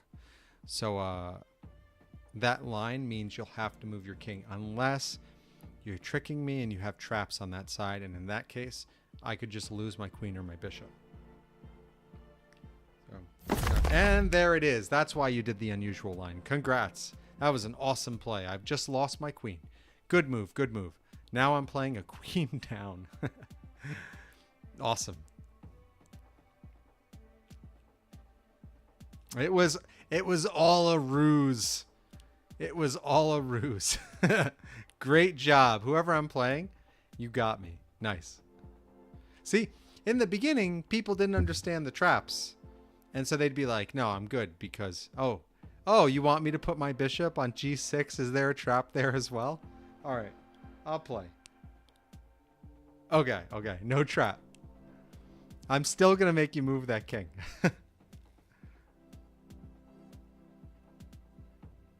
It was all a ruse. Okay.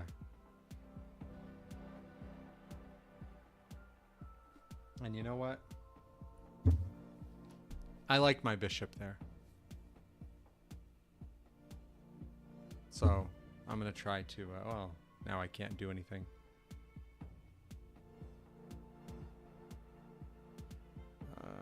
We'll protect it. No trap. No trap. So if you take it, I still got my pawn really close to your king. Maybe I can get my queen back someday. I'm having a really good time playing with everyone. Thanks for sticking around and playing.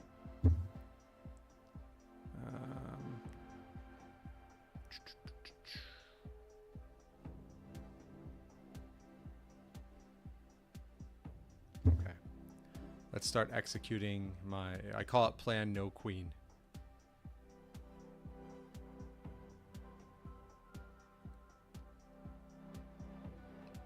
Yeah, I'm thinking... I need to get some of my pieces into the action. That move was actually... I think my opponent likely will do that. Yeah, move their pawn up and push the knight away, which is okay. I was okay with that because I really just want to block that bishop. I have an idea. So I wanted to block that bishop from coming out. And if they take and I take back, it's okay. But that bishop was ruining my plan. When I'm down a queen, I'm not going to tell you my plans as easily. I'm already getting smoked. I feel like a rack of ribs right now. Okay. Start executing my plan. Bring the rook into play.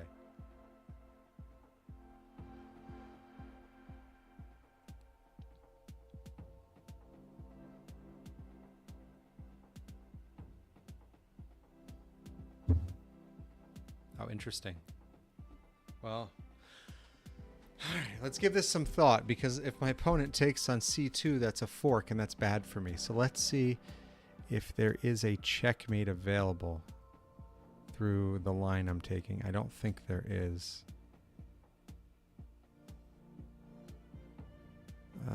No, I think I'm in trouble. I think I'm in a lot of trouble here. Check. They block. I take. They take. I take. 1, 2. Okay, so I have... I'm thinking rook to f4 and seeing if I can end it. I want to end it quickly without a queen. It's scary to play without your queen, especially when you lose it on like the third move of the game. So I'm thinking rook to f4. Rook to f4. My opponent can block on the f5 square, and they have a knight, a bishop, and a knight. And I have a bishop, a knight, and a rook that can take back there. So if I take, they block. I take, they take. Because they can't ignore it. They can't go for the fork if I'm applying a lot of pressure there.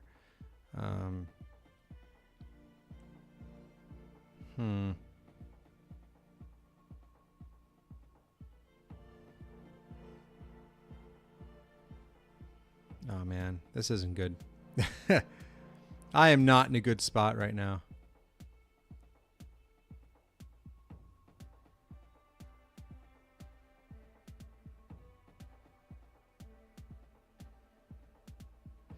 I mean, let's see. Go there, block, take.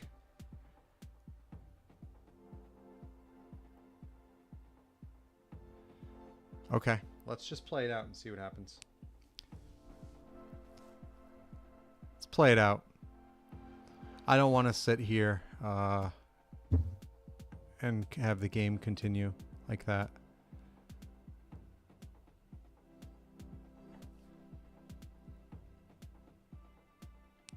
Check.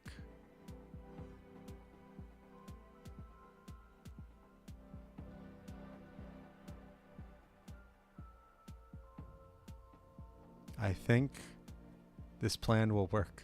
I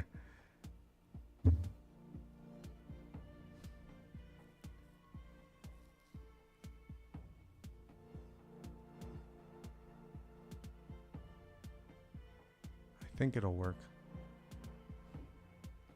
All right, let's keep trying to manipulate that king. I have a new idea. Please. Ah, nope. Plan will not work. That's it. That's all she wrote. The landmine got me. Good play. Good play. Good game.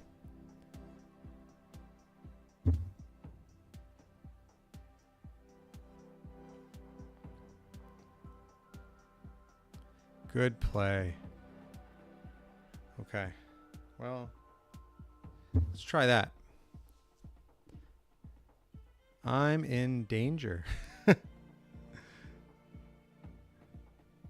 That's a fork at least. So let's see if that does something.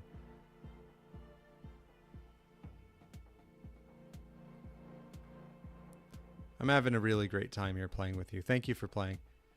I've lost 2 pieces to landmines, a pawn and a queen. So, means you're playing really well.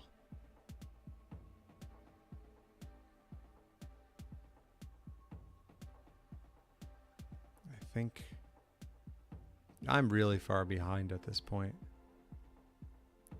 I don't see a way out of this.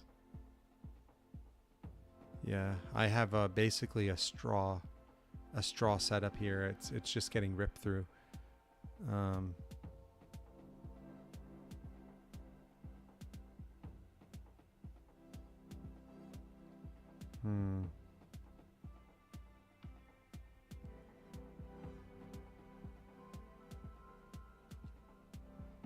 All right. I actually see the best move I have right now.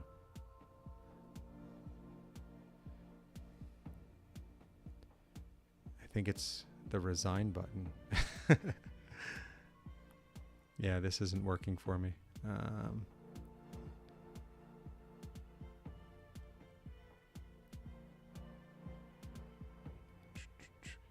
All right, whoever this is, you absolutely crushed me. I have no way out of this. Yeah, that's pretty much game. Thanks for playing. That was really good. I had a good time. I'll play a little bit more of it, but I don't think I'm in a situation where I can win. I have...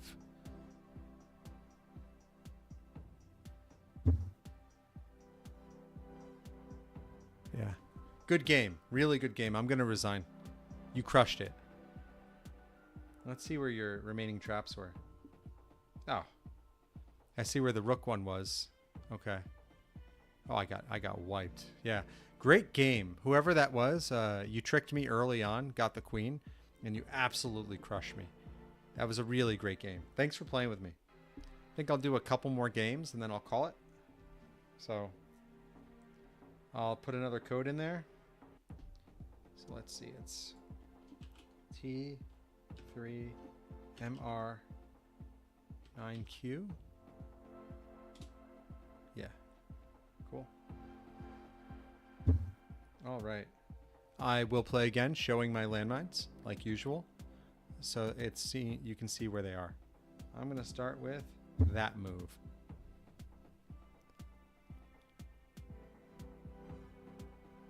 So if you'd like to join, I put the code in the chat. Feel free to join. Love to play another game with someone.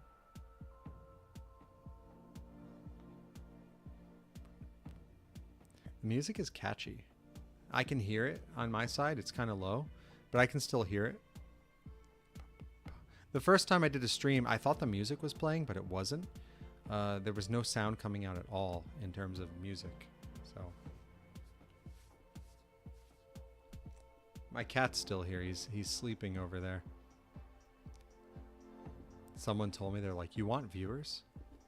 Put your cat on the screen." And I was like, "No, that's cheating." But I might. No, he's a good boy. Let's see. All right, we'll do that. Oh, sorry. Sharpen it. Sharp. All right. Ba-ba-bum. See, just doing that just like looks suspicious, right? Yeah. My opponent knows.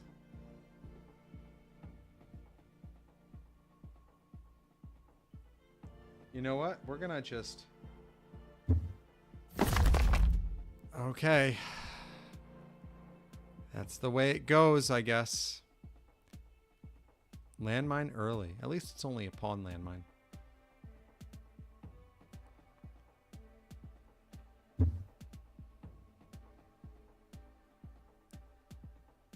Alright, let's start. Let's start moving some other pieces out. This plan isn't working. Yeah. Take.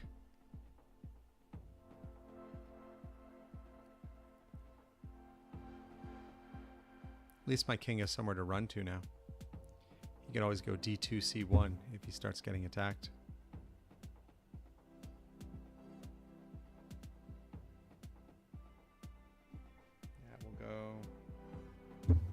We'll protect the bishop with the knight. I'd rather keep my knights around than the bishops. My opponent did not fall for the fake checkmate earlier, by the way. This time, I had a landmine for my queen on h4. Oh, they did fall for it. They forgot. Oh, okay. What do they say? What do you young kids say? How the turntables? Is that it? I don't think that's what anyone says. And saying young kids makes me sound really old. Go there. So, yeah, that was a queen landmine that took out the queen on the h4 square. So I opened up the f pawns because I saw I had the queen landmine there, and I knew if they went for that check or checkmate, the landmine would protect me.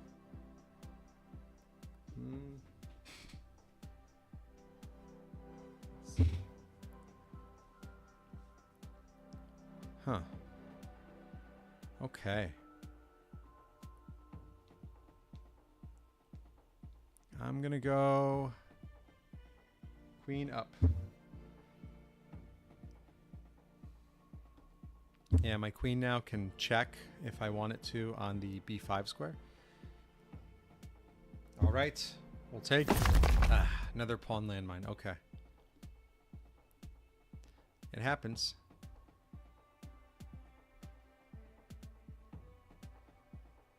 I have my bishop set up to also attack on the diagonal, like c6, b7. So, okay. We'll go bring the knight out.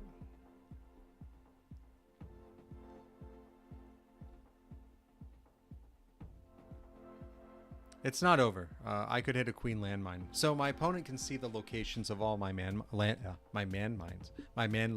No. My opponent can see all the locations of my landmines.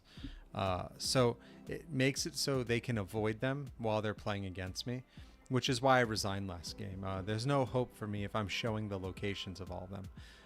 Once I'm really far behind like I was in the last game. I got completely crushed. But in this game, I could hit a landmine and lose my queen, lose my rook. I could lose a lot of things pretty easily. I could even lose my mind, you know. Maybe I'll do that as a Monday video. Oh man, I lost my landmine, or like to a fizzle. I'll be like, oh man, fizzle, I lost my landmine. And it's like, you lost your landmine? No, I don't know. I just kind of come up with those on the fly, and then I just run with them. I don't have anything posted for Monday yet. Mondays I usually do just something random or an update on the project. Yeah, I don't have anything posted for Monday. I have to give some thought to what I want to do and record it and assemble it and post it. It's that's the hardest part, thinking of something new every time, you know, like it's just it's difficult because it always has to be something new and fresh, and I run out of ideas pretty quickly. All right, I'm gonna check. So my opponent is attacking my bishop. And I can't take the knight because my queen would take the knight and would get taken by the bishop on b8. So I'm just going to check. That'll give me a chance to figure out what I'm going to do this turn to save the bishop. I'll go here with it to attack the rook on h8. This might be my last game, guys. I'm having a lot of fun, but let's see. All right, I'm going to take the rook.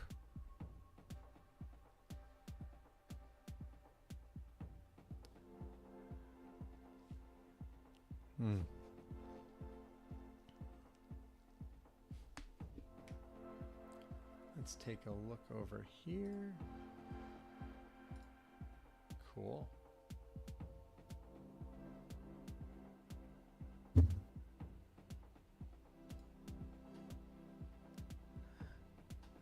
Opponent moved their knight back. The knight is now attacking my queen. Huh. Okay, we're going to slide to the right. It's electric. And that'll check the king and get my queen out of danger. So it accomplishes 2 goals. It also lets me attack that pawn on h5. Yeah, cool. Okay.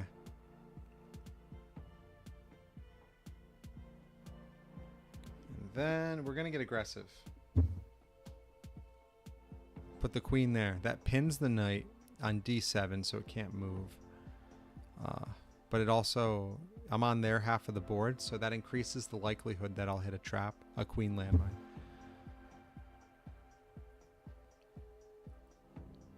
Alright, so if I take that pawn,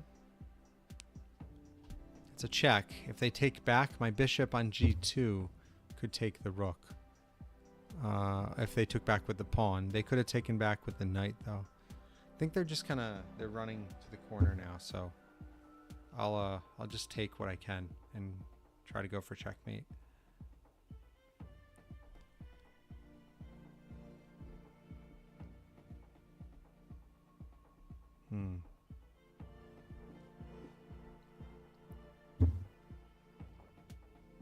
This is my medieval times mug. I've had it a while and it's fading, but I just love it.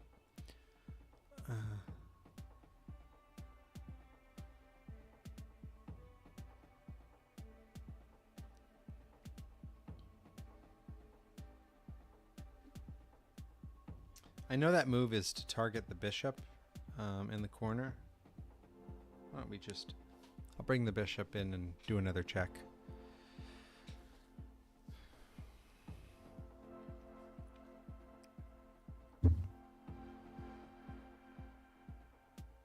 Because I can force the king to like my side of the board. That would be pretty good.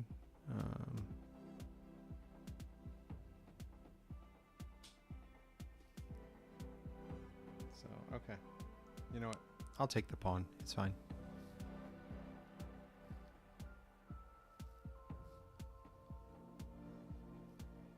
So I watch a lot of other streamers and they do things like, oh, if you guys subscribe, I'll add more time onto the stream.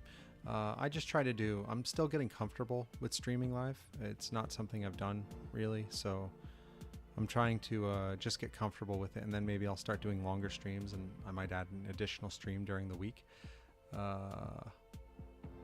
So let me take a look here. Yeah, I'm gonna do bet. Go for the rook in the corner. I had it set up earlier to attack that corner, so. Also from a chess perspective, there's like different ways you can learn the game, and there's a long history with chess where if you study it, you'll be studying like, oh, they do this, I do this, I do this, and you look for like the weaknesses and openings. But then the game really doesn't start until maybe a dozen moves in or even further. So trap chess is unique like that because you can hit a landmine pretty early during that opening sequence and you're left with a brand new board position. And when you're left with a brand new board position like that, there's no studying that could have helped you because it's different, you know. It's a game that's never been played before, so you don't know what the next best move is. I mean, eventually when people start figuring out trap chess, you know, they'll start coming up with what they think the next best move is, but then people will anticipate that with traps. So it'll be like a cycle. Okay, I'm gonna move the queen closer. Hope I don't hit a landmine. Now, nothing can hit me there, so the king has to move closer to my side of the board so that I can start checking with my pawns. And check again.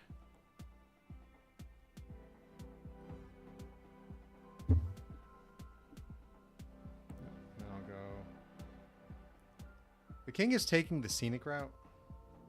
He just wants to be friends with my pieces. I'll do that. That pins the bishop. All right. My castle. That'll protect my rook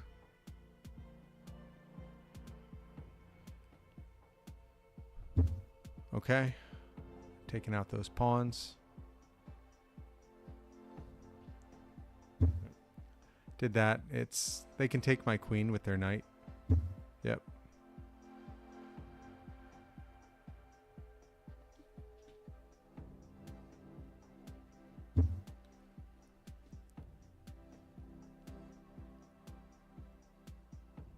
I can't put either of my rooks on the C1 square, unfortunately, because of the bishop on H6. It's blocking me from doing that, which is okay, but I'm still just going to keep attacking. I do have my rook can come into play pretty easily now, so.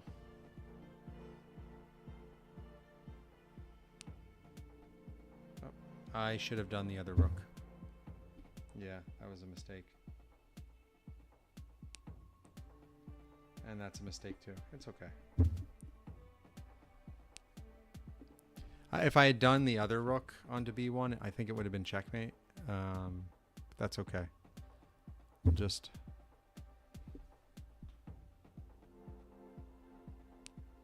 check. We're just going to keep doing checks until I can find a checkmate. Right now, okay.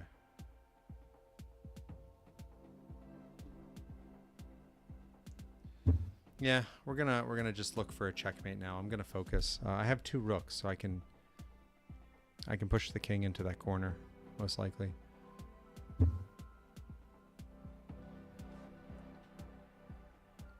Okay. Let's go for that knight.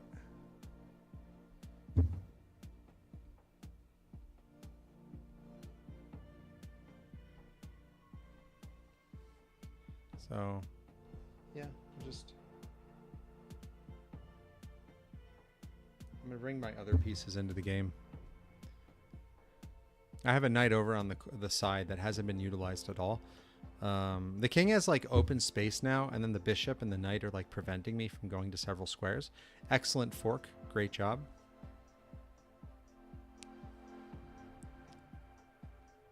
Go ahead and do that.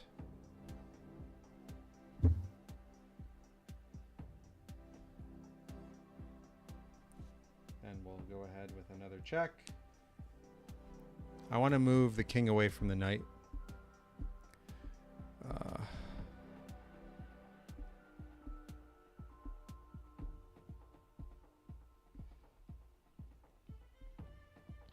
I'm really bad at checkmating. Tell everyone the trap chess guy doesn't know how to checkmate people. There you go. I'm just gonna keep checking until I find something. That bishop and the knight are like threatening me, so yeah. Okay. Cool. There we go.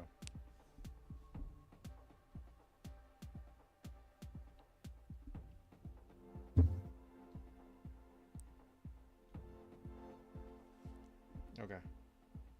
We'll do that. Take the bishop. I'll take the knight. It'll make it a little bit easier for me because that knight's been a problem. Cool. And I can keep my my pieces on the light colored square so the bishop won't be a problem anymore. Okay. I'll take.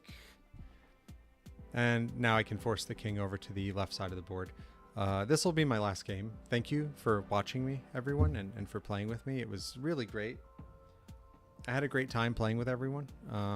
I really mean that. I worked really hard on this project, and it's not easy to put in time like this every day without knowing if it'll do anything or if people will even like it. So I'm really happy to have gotten to know you guys and play through the game of chess. You know, I learn a lot from how people are playing me, and thank you for just all the love. It means a lot. I hope I don't hit a landmine. I'm probably going to hit a landmine right before I win. Good game. Oh yeah, see? It was on the A7 square, so I was pretty close to it. Well, thanks for watching me, guys, and playing along with me. You guys rock. I had a really great time playing with everyone. That was a great game. And I'll be back on next week, next Wednesday. I'm currently, to give some updates, I'm currently working on the proofs for the prototype for the project. The proofs are pretty close to being done. Also, there's rule books that are being worked on right now.